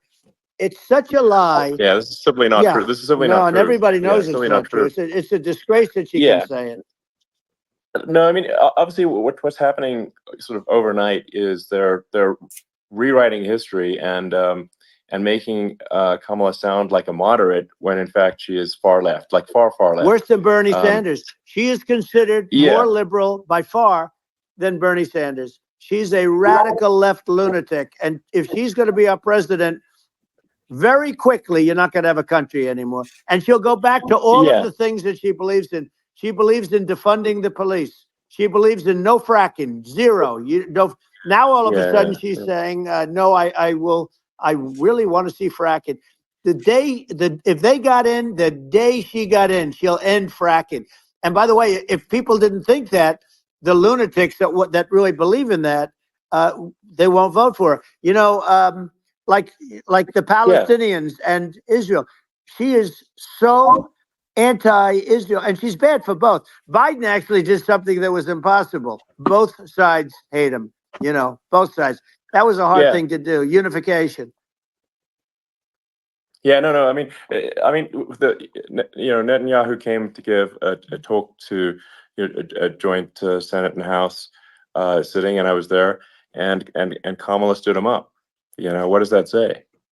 I think it's highly disrespectful. And I say, if you're a Jewish person or if you believe in Israel, if you're a person that, you know, is a very pro-Israel, if you vote for her, it's worse than Biden. And Biden was bad. But if you vote for her, you ought to have your head examined. And you see tonight, I mean, as we're doing this, I'm seeing reports coming that they expect an attack tonight or tomorrow from hundreds and maybe thousands of rockets. You know, their Iron Dome, as they call it, as we all call it, but their shield that they build, that can be swamped. We'll use the term that's appropriate, swamped. But they swamp it by shooting enough missiles. You know this better than anybody. By shooting enough missiles, they can't defend themselves. You know, they just obliterate the whole place. And that's what some people think they're looking to do. And we have no leadership. There's no respect for the United States of America with these people. And I'm telling you, she'll be worse than him because she's a believer in being radical left, and he wasn't. I think you're right. I mean, you really, it's important for the public that may be listening to this to look at Kamala's track record, you know, before the last month, and say, is that a track record you agree with? And I think if you're an independent moderate, you definitely would not agree with it, because it is her behavior has been far left, and we're seeing just an overnight propaganda attempt to rewrite history and make it sound like Kamala's moderate when she in fact is not moderate. Well, her running mate approved, signed into legislation, tampons in boys' bathrooms. Okay, Now, that's all I have weird. to hear. Tampons in boys' bathrooms. And that means she believes in that too. I mean, she that's picked not okay. this guy because he was the closest to her. A lot of people thought she'd pick sort of the opposite, but she picked an anti-Israel radical left person. But she is far worse, they say, than Bernie Sanders. If we have her as a president, if we have a Democrat at this moment as the president, I don't think our country can survive. I think it's a massive. I think we're in massive trouble, frankly, with the Kamala administration, and that's my honest opinion. And I think really it's essential that you win for the good of the country for this election. And I mean, that's understating my opinion. Now, you know, you may have seen this, but I got a letter from the EU Commission, like saying, you know, to not have disinformation on during this discussion that we're having, like, and you know, there's a lot of attempts to do censorship and to force censorship even on Americans from other countries, and you know, what do you think about that? Well, I know the European Union very well. They take great advantage of the United States in trade, as you know. We, through a different forum, NATO, we protect them. And yet, if you build a car in the United States, you can't sell it in Europe. You just can't sell it. It's impossible. The same thing with our farmers. Our farmers find it very difficult to do business. You know, we have a deficit with them of $250 billion, which people don't know. It sounds so nice, the European Union, but let me tell you, they're not as tough as China, but they're bad. And I let them know it.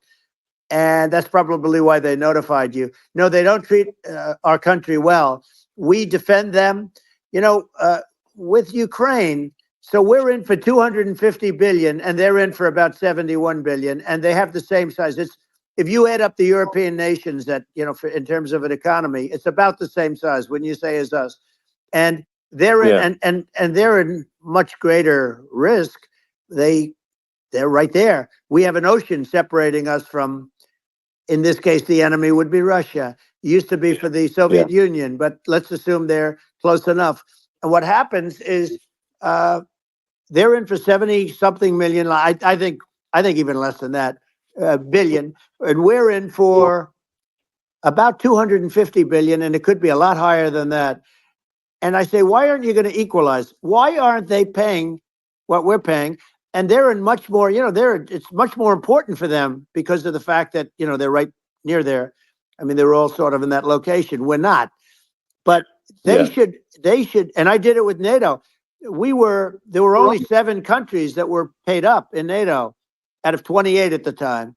And the United States was the United States was subsidizing NATO, tremendously subsidizing NATO. And I said, I went in and I said, you got to pay up. If you don't pay up, we're not going to defend you any longer. I took a lot of heat, but you know what happened? Billions and billions of dollars came flowing in. And you know. I think a lot of the public isn't aware of the fact that the United States pays a disproportionate share of the NATO expenses. And then we get taken advantage of on trade. So think about it. Well, I mean, the point of NATO is defending Europe, and it's you know, it's like, then okay, well, why is the United States paying disproportionately more to defend Europe than Europe? That doesn't make sense. That's unfair, and that is an appropriate thing to address. Well, you know, when you talk about cost cutting and savings and everything else, I mean, honestly, look, there's nobody that feels worse about the Ukraine situation than I do, because I know it would have never happened. I know Zelensky. He was very honorable to me, because when they went with the Russia hoax and they said I had a phone call with him, he said it was a perfect phone call. It was a great phone call. He could have grandstanded and, you know, said, oh, he was very threatening. He said, no, it was a very nice phone call. I called him up to congratulate him on his win, and you end up getting impeached because these people are lunatics. You know, I was talking about the difference from the people within and the enemies on the outside. In many cases, the people from within are more dangerous for our country than the Russians and the Chinas. If you have a smart president, you're not going to have a problem with them. You're going to do things. Yeah. Now, they've taken advantage of us incredibly, but you're going to do things with the right person. Yeah, well, I think it's obvious that you're a believer and an advocate of of free speech, because during your first term as president, you were attacked relentlessly every day, often very unfairly with with false attacks, and you didn't try to shut down the media. You didn't try to inhibit their freedom of speech, and I think that says a lot. Well, the good thing is that you and I have, and some people, very few, we can get the word out. Although sometimes it's hard because they don't want to print it, like we're having a great conversation right now. Kamala wouldn't have this conversation. She can't because she's not smart. She's not a smart person, by the way. She can't have this conversation. And Biden, we don't even have to talk about it. I mean, he couldn't have this conversation. He would have given up on the first half of a question. He would have walked out. He would have said, "Where am I? Where am I going?" So anyway, but no, he wouldn't have this. That's true. Not a lot of people would have this conversation, but we cover a lot of territory. But the beauty is that we can have a conversation, and I'm able to get it out without, because I get treated unfairly. This is a really big point. You can actually have a conversation with you. Yeah, it's nice, isn't it? And you can't have a conversation with Biden or Kamala. It's like it's not possible. That's true. So this is like talking to an NPC. No. So it's just impossible. Well, but think of it. We need a man or person who's unbelievably sharp in order to stop all the nuclear danger and all the dangers that I'm talking about. And I got along with all these. I got along with Kim Jong-un. We had dinner. We had everything. And he really liked me, and I got along with him really well. By the way, he's the absolute boss over there. A lot of people said, "Oh, do you think he really?" That's for sure. Let me tell you, I saw things that you don't want to know about. He is the boss. But we had a good relationship, and he doesn't like Biden. He considers him a stupid man. He said he's a stupid man. Well, at least he speaks his mind. But in this country, you're not sort of allowed to say it, but I guess you are. You should be allowed to say it if it's true. But we need smart people, and we need people that have an ability to lead. And she doesn't have that ability. Can you imagine? Now, Chairman Xi very well. Can you imagine her and him negotiating, or even standing together? It is, the whole concept is ridiculous. She is terrible. She's terrible. But she's getting a free ride. I saw a picture of her on Time Magazine today. She looks like the most beautiful actress ever to live. It was a drawing. And actually, she looked very much like our great First Lady, Melania. She didn't look like Camilla. That's right. But of course, she's a beautiful woman. So we'll leave it at that, right? Well, maybe I think part of what people in America want to feel excited and inspired about the future. They want to feel like the future is going to be better than the past, and that America is going to do things that are greater than we've done in the past, reach new heights that make you proud to be an American, and excited about the future. They want the American dream back. They want the American dream back. More important than anything else. It's like you don't have that today because the people, they've been just sucked. They see incompetent people running our. The Biden thing is very interesting. People just found him to be incompetent, and when I debated him, I was like, "Is this for real?"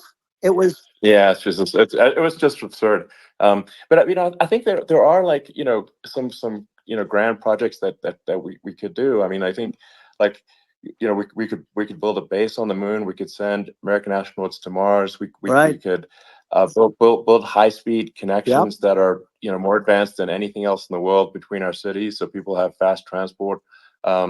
It's possible to solve traffic with tunnels. We've already made great progress in Vegas doing that, and and just do things that are exciting and inspiring and make the future feel like it's better than the past. Well, I saw what you did in Vegas, and I'll tell you, it was amazing. I got to see. I took a big glimpse at it, and it's incredible. It's incredible, and you could do that all over. You could do that all over. It's deep. Yeah, you don't even need much structure. Assuming you're in the right area. No, it's straightforward. It's amazing. So I think we could do some things that like China's got incredible high-speed rail between its cities, but I think it's actually possible with tunnels if with deregulation, with an ability to actually where it's legal to actually do the tunnels. Then you could have high-speed tunnels that are actually better than anything else in the world for high-speed transport between cities, and that would be something that Americans can say, wow, okay, we've got something that's cooler than anyone else in the Yeah. world. That's the kind of thing that makes you proud to be an And American. much safer than surface trains, where there is a danger there, with people, with crazy people. It's much safer, much better. And it's sad because I've seen some of the greatest trains. I find it fascinating. And I've seen the systems and how they work, and the bullet trains, they call them, I guess. And they go unbelievably fast, unbelievably comfortable, with no problems. And we don't have anything like that in this country, not even close. And it doesn't make sense that we don't. Doesn't make sense. Yeah, and I think also, like, there's, I'm kind of hopping on the excess regulation, but I think something that that I think people can generally understand is that what happens with laws and regulations is that there's more and more of them every year, and unless there's a process to clean them up, eventually everything becomes illegal, and that actually it slows down the development of new technologies. I mean, if you take sort of, like, I think there's room for some reform at the FDA for improving the speed with which we approve drugs that could help save lives and improve people's lives. And I worked very hard on that. We got that down to the lowest number ever, and we got therapeutics approved in the FDA that people can't even believe the speed. But I took them on. I don't think they like me too much, but I got things approved in the FDA at numbers that they wouldn't believe. And it's a very bureaucratic group. Actually, it's a fine group of people in many cases. I got to know a lot of them, but I was pushing them really hard for Regeneron, for so many different things that were really pretty amazing. But the FDA takes too long. It's 12 years to get a product approved. I got it down to 4, and I got some things done very quickly. But it's really something that is going to have to be worked on because it takes too long. Just takes too long. Yeah, it just takes too long, and it's you end up in the same with the approval, but it just it takes years instead of something that I think could potentially take months, and that improves people's lives. I think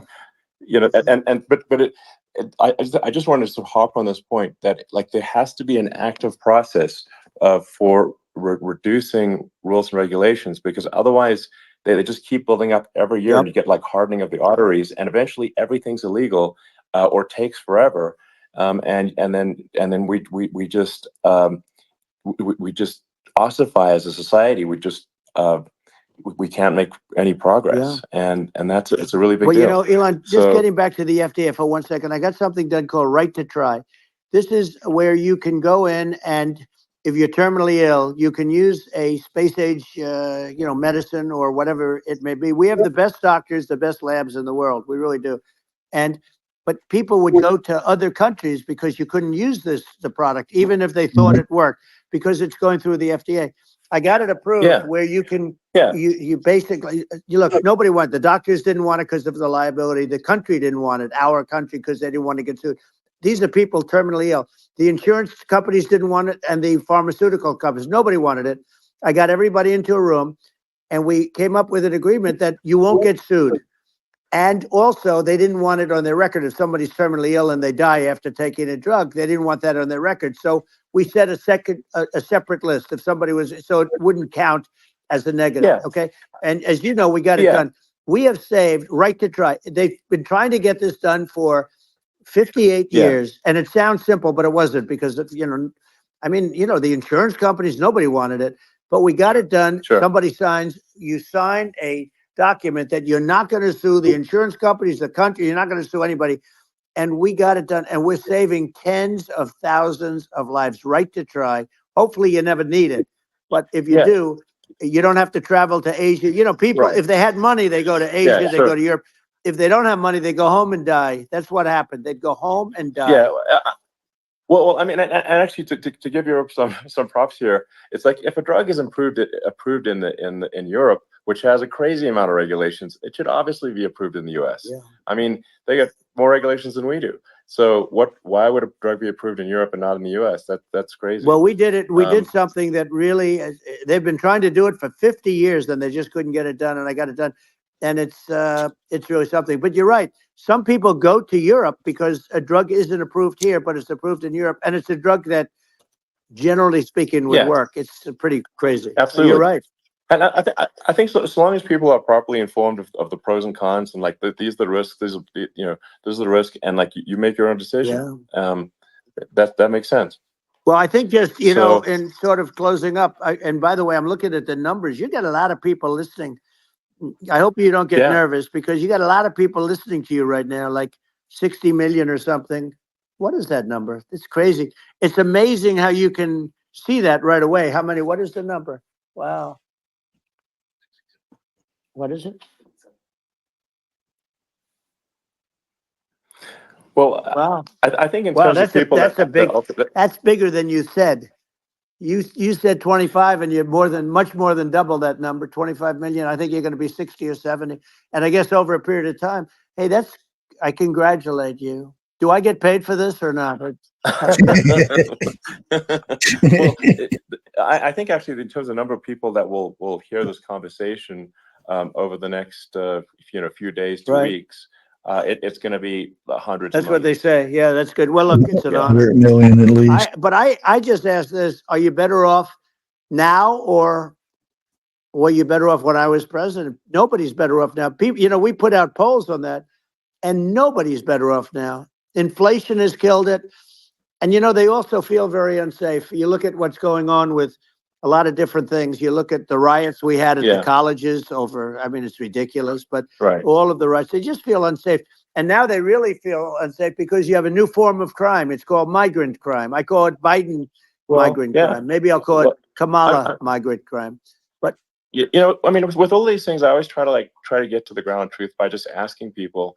And you know, my mom lives in New York, and I was like, you know, Mom, you know, do you know, have any of your friends, you know, been attacked or assaulted? And she said, yeah, 3 of her friends in 3 separate Crazy. incidents were assaulted just in recent months, just walking around the streets in New York. And I said, well, what happened to the people that assaulted them? Oh, nothing. They got away. Like, and they just know they that always get away. nothing's going to, and they don't even bother reporting it, because they know that they're not going to, you know, people are not going to get prosecuted. They just let, you know, violent criminals out in New York.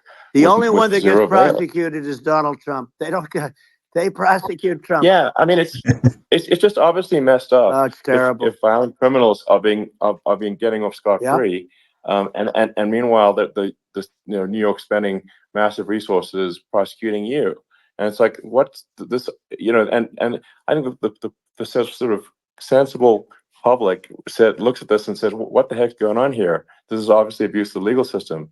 You know, the legal system is supposed to be protecting the public from violent criminals, and it should be obviously allowing the public to make their own decision about who should be president, as opposed to, you know, some you know, legal case. Once they start this precedent, because this can go on with the next one. I mean, this is a very bad precedent, what they're doing in terms of, you know, going after their political opponent. And that's all it is. It's going after their political opponent. And then you get a judge who's, you know, a strong Democrat. And I'm being nice when I say that, in many cases, crooked as hell.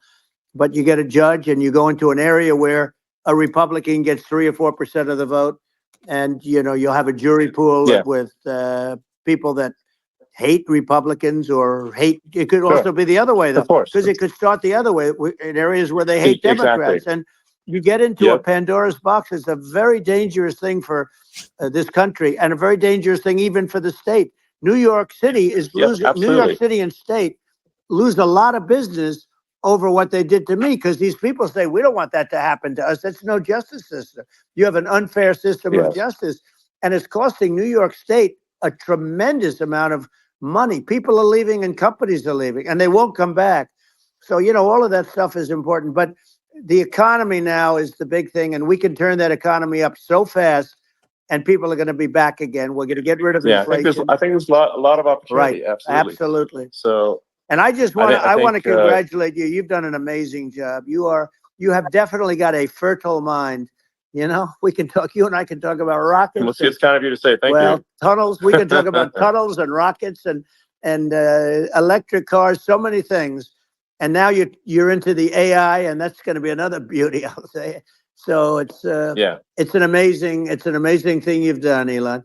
It's an amazing thing, and I congratulate you. I mean, thank you. And well, I mean, I just say here, here's to an exciting, inspiring future that people can look forward to and be optimistic and excited about what happens next. And that's the kind of future that I think you will bring as president, and that's why I endorse you. Well, I appreciate that. That endorsement meant a lot to me. Not all endorsements mean that much, to be honest. Your endorsement meant a lot. And, we have a phrase, make America great again. It's pretty simple, but it really says that we want to make America great again. And we can do it. We can do it now. But if we were going to suffer another 4 years like we've suffered for the last 4 years, I'm not sure the country can ever come back. That's how bad it is. It's so bad. We have to do a lot of I think things. that's a very real risk. Yeah, it's a big risk. That's a very real risk. Yeah. And it's, I'd just like to note to people listening, like I've not been very political before. And if you look at my record, I've actually been, I'm not like, sometimes they try to paint me as like a far right guy, which is absurd because I'm like making electric vehicles and, solar and batteries, helping with the environment. And I actually, I supported Obama. I stood in line for 6 hours to shake Obama's hand when he was running for president. And, so it's not like I'm like some sort of dyed-in-the-wool long-term Republican. I call myself, historically a moderate Democrat. But now I feel like we're really at a critical juncture for the country. I think a lot of people thought, the Biden administration would be a moderate administration, but it's not. And obviously, we're just going to see an even further left administration with Kamala. That's my honest opinion. I mean, her dad is literally. She was brought up as an actual. Her dad is a Marxist economist. You can Google it. I mean, it's not we're not making this up. That's how she was brought up. So, and we want to have a future that is prosperous. And I think we're just at this critical juncture. And I think this is a case of the America is kind of at a fork in the road, and True. And I think it will take if the path to, like, you are the path to prosperity, and I think Kamala is the opposite. Then that's my honest opinion. I'm gonna get attacked like crazy, and I've also experienced quite a bit of lawfare myself, but I'm just trying to tell people my honest opinion, and I haven't been really active in politics before. And I'm just trying to point out that my track record historically has been moderate, if not moderate, slightly left. And so this is to people out there who are in the moderate camp to say, I think you should support Donald Trump for president. And I think it's actually a very important junction in the road, and we're in deep trouble if it goes the other way. Well, I want to thank you. And, I actually always did think of you as somewhat left. I must say that. So it's Yeah. even more of an honor to have your endorsement. I know how strong you feel about it. But, when you think of her, San Francisco, 15 years ago, I had a great friend, Bob Tish. He said it's the greatest city in America. And now it's almost not livable there. And California likewise. And she was involved in the destruction of San Francisco and the destruction of California. And she will be involved in the destruction of our country if people are so unwise as to elect her. And I hope that doesn't happen. And I hope the elections are going to be run honestly. And we're going to turn this country around. We're going to do things and we can do it fairly quickly. And we have to get rid of the criminals that have been, given to us by other countries as they laugh. They laugh at us. They think we're stupid to accept these people. These are radical, stone cold killers in many cases and terrorists. And they're in our country by the hundreds of thousands. Yeah. And we have to take them out.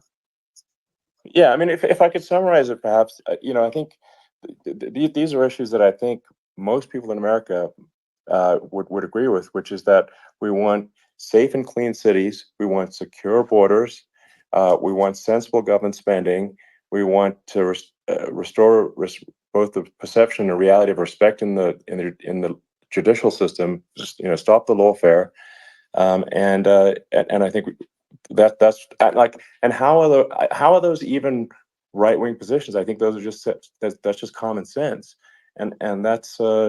I mean, would you agree with that? 100%. I don't understand, the whole, they call it progressive. They don't like the word liberal anymore, but call it liberal or progressive. I don't understand how somebody could say that it's okay for them to empty prisons into our country. And again, I told you their crime Yes, rates definitely all not over the world okay. are going way down, which makes sense. In fact, the next time what we'll do is if something happens with this election, which would be a horror show, we'll meet the next time in Venezuela because it'll be a far safer place to meet than our country. Okay. So we'll go, you and I will go and we'll have a meeting and dinner in Venezuela because that's what's happening. Their crime rate's coming down and our crime rate's going through the roof. And it's so simple. And it's, you haven't seen anything yet because these people have come into our country and they're just getting acclimated. And they don't know about being politically correct law enforcement or lack of law enforcement. And our police, I have to just end with this. We have great police. We have great law enforcement, but they're not allowed to do their job. They have to be able to do their job without being destroyed. Well, absolutely, and it's obviously demoralizing if you're a police officer risking your life to to arrest violent criminals who could kill you and do kill you sometimes, and then you arrest the violent criminal and then the DA doesn't prosecute and they just let the guy out. Yeah. Well, then like why should a police officer risk their life to arrest a violent felon? Well, even worse, if Elon, nothing's going to happen. even worse, they prosecute the police officer. They go after it and they prosecute the police officer and they take away his pension. They take away his job. He loses his family. He loses his house. Well, I thought it was very telling, like incredibly telling, that when there was that case where sort of a gang of thugs beat up police officers. I think it was in Times Square in New York, and then nothing happened to those guys. They were let out, zero bail, and I think a bunch of them were given free tickets to California. Well, what is I mean, that is a gross indignity against the United States, and that's how, I mean, this is insane. Like, have we lost all pride? How can such a thing be allowed to occur? I've never seen anything. We see where they get shot. It's a very dangerous profession, but it's something they're very proud of, and they want to be able to do their job. But I've seen them get shot. I've seen a lot of things, but I've never seen where these guys are standing in the middle of a big street, everybody watching them, and they're literally boxing, like punching, stand-up fighting a police officer. There were two of them, and yet about six of these guys, and they're punching the hell out of them. And in their own country, they would be dead if they did that. They'd be shot. They would be shot instantly. And they come from these countries, and it's taking them a while to realize that we don't do that in this country. But in their own country, if they stood on a street and had a fight with a police officer, they would be shot. There's no political correctness. And it's such a sad, it's such a sad thing to see. And that's the reason you have crime, by the way, because we don't do anything about it. Yeah, we just cannot have a situation where our police officers are beaten up on camera by a gang of illegal immigrants, and then nothing happens to the guys that beat up the cops. I mean, and they're let out. This is disrespectful. Well, we're going to change it, and we're going to get them out of the country. When I first got involved, they said you couldn't get them back to these countries. You couldn't take them back. In the case of Guatemala, Honduras, El Salvador, some others, you couldn't get them back. And I said, really? Oh, you can't get them back? Because under Obama, he couldn't get them back. They'd fly them in, and they'd put planes on the runways in these countries so you couldn't land a plane. They'd bring them back. And the generals told me, sir, we can't bring them back. The countries won't accept MS-13 gang members. They won't accept them. And I said, really, how much do we pay these various countries in terms of economic aid, which is also somewhat ridiculous? And the answer was $750 million. I said, good. Tell them they're in default. They're delinquent. We're not paying them anymore because they won't accept it. And you know what happened? They all called me, every one of them. They said, we would be honored to take them back, sir. We would be honored. It was so easy. But it's one of those things. And we got them back. We took in so many, the MS-13 is probably the worst gangs in the world. They're the most vicious, violent. We took them out of here by the thousands and got them out of here. And their countries took them back. And because I said, you're not getting any more economic aid. And once I said that, they were nice. They wouldn't take them back for Obama. They wouldn't take them back for anybody. And now we have a problem because we have this guy, and they don't take him back anymore with Biden because they don't respect him. It's just gotta be done. We just can't have whether they're citizens or not citizens. We can't have because they won't prosecute citizens either, not just illegals. So if it's you can't have violent, repeat violent offenders that are not that don't get incarcerated. That's right. Because they will obviously, by definition, continue to hurt people. And I think where part of this comes from is that there's and I do sort of consider myself liberal in some ways. I mean, it's just that you want to have empathy for Right. people. Obviously, you want to have empathy for people. I totally agree with that. You want to have empathy, but you also have to have empathy for the victims of the criminals. And if you just have empathy for the criminals, it's actually shallow empathy. It's not real. You're not thinking. You have one layer deep empathy. You got to say, like, what if you don't incarcerate this person? Who are they going to hurt? Who are they might kill someone. They might rape someone. If you don't incarcerate them, you have to have empathy for the victims. And there's a lack of empathy for the victims of the criminals, and too much empathy for the criminals. It doesn't make sense. That's why you want to have deep empathy for society as a whole, not shallow empathy for criminals. Right. And we have to give our police officers the dignity and the respect that they deserve. And we have to let them do their job. They can do a great job, but we have to let them do their job. And if we don't do that, it's going to all disappear. There's never been a society like this where you're allowed to do anything you want and nothing happens. And I'm talking about violent crime. And it's going to get more violent because these are really, really violent people. And we're going to get them out of our country, and we're going to get them back to because they were sent here by the presidents and by the various people that run those countries. And I know every one of those guys. And they're smart people, and they're streetwise people. And they really think that the USA is stupid. They think we're run by stupid people, and they happen to be right. But when I was there, we had no problem. We got them out. We took out thousands of MS-13 gang members. We brought them back. And now, again, it's the same old story. We don't do it. And they actually gave them a big increase in aid. They raised it up to billions of dollars, and they get nothing for it. So, I hope everybody's going to vote for Trump, and we're going to get this country straight. Yeah. And I didn't need this. I'm like, I didn't need this. I had a very nice life. I didn't need to go through court systems and go through all the other stuff and run at the same time. I have to run. I have to go through fake trials with, in some cases, corrupt judges, totally corrupt judges. I didn't need it. I had a nice life. I have great locations. I have beautiful oceans that I have places. But I felt it was important. And if I had to do it over again, you probably think I'm crazy for doing it, actually. But if I had to do it over again, I would have done it over again, because this is so much more important than me or my life. We're going to save this country. This country is going down. And these people are bad people that we're running against, and they're liars. They make statements. They do things that are so bad. They say they're going to make a strong border. They say they've been great on the border, and they've been the worst in history. They say they're going to stop crime. Like, the facts speak for themselves. It's so incredible. Speak for themselves. Like it's got to the point where people just don't even bother reporting crime in a lot of cities because they know nothing is going to happen. That's what I hear anecdotally from people all the time. So it's just my values. I'm just saying to people out there, like the things I think are important for the future is, like, we've got to have safe cities, we've got to have secure borders, we've got to have sensible spending, and we've got to have deregulation, and so we can have a prosperous future. And then we want to have some exciting, sort of moonshot projects that people can get fired up about. And that's the future I'm looking for. And I'm pro environment, but I'm not against. I'm not like, I don't think we should vilify the oil and gas industry, because they're keeping civilization going right now. And but I do think we want to move a reasonable speed towards a sustainable energy economy. Those are my values, and I think and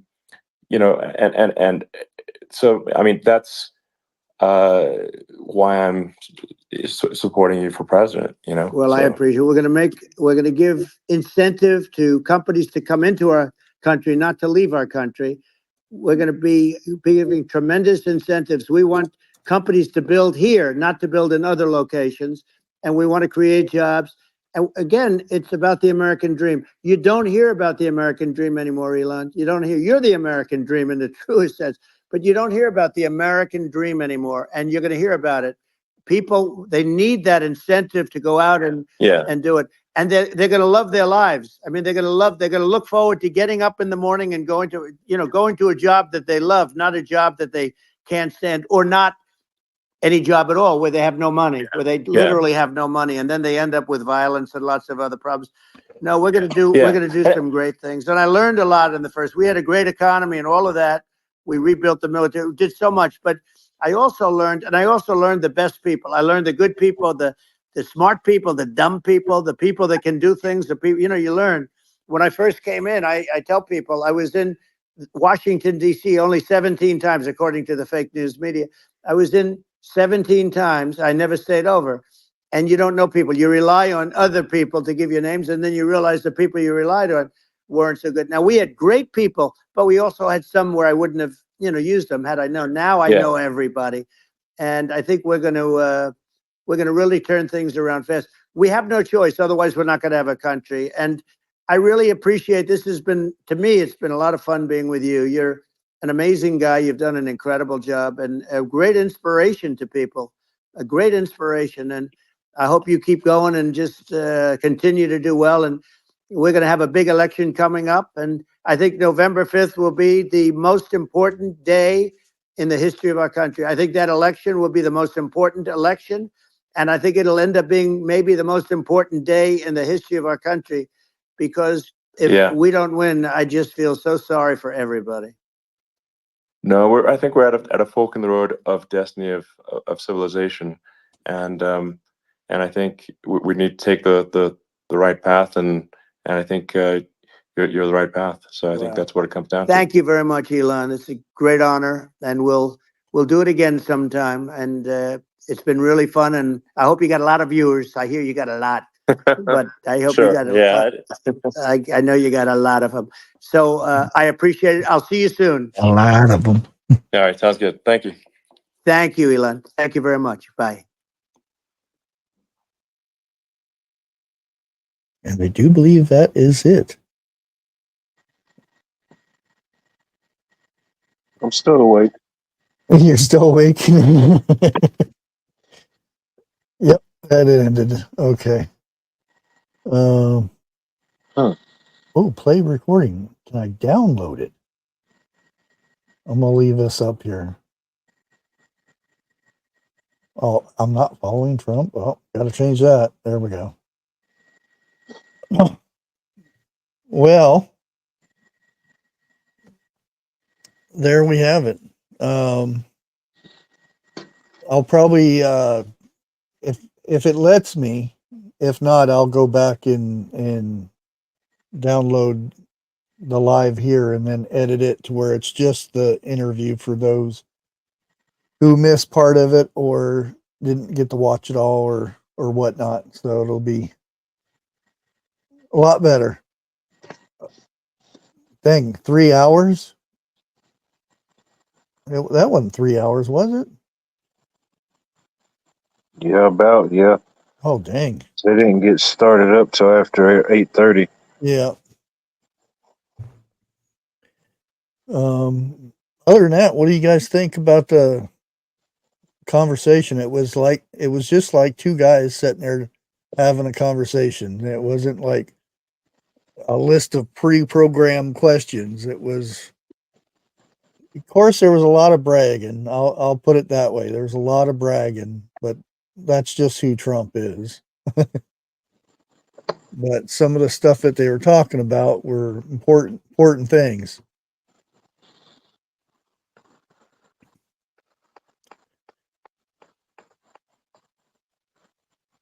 I wonder if Trump was serious about putting Elon get him to work on some of that stuff. That would be interesting. And that's, I mean, if you kind of run the country as a business, instead of just tossing money out left and right and whatnot. He would have been out sleeping already. Yeah. Yeah, I'm kind of curious if I can download this. This would be awesome if I could download it straight from there. Share. Well, we'll have to see.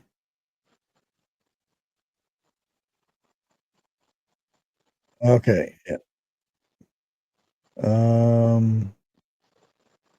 Oh, they have closed caption on it. That's interesting.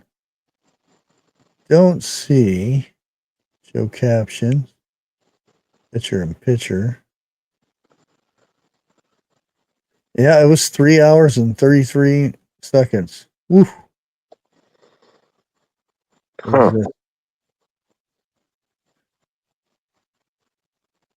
333. Oh yeah. Yeah, tell 101 he brought him up. He mentioned the number 17. Forget the particular reference, but he said that somebody said he did something 17 times or something. Yeah.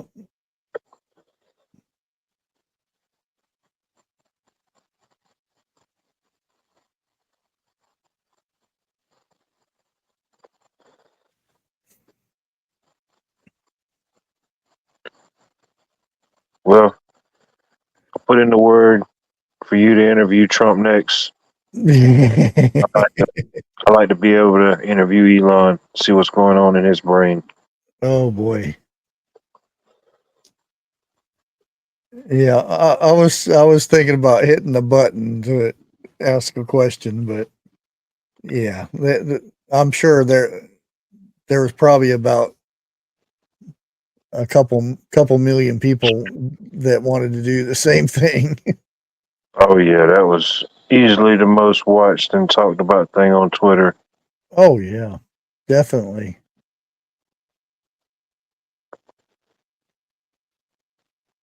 Yeah, I would agree. Dang, I really wish there was a way to download it. Oh, if there's a way, you'll figure it out. Yeah.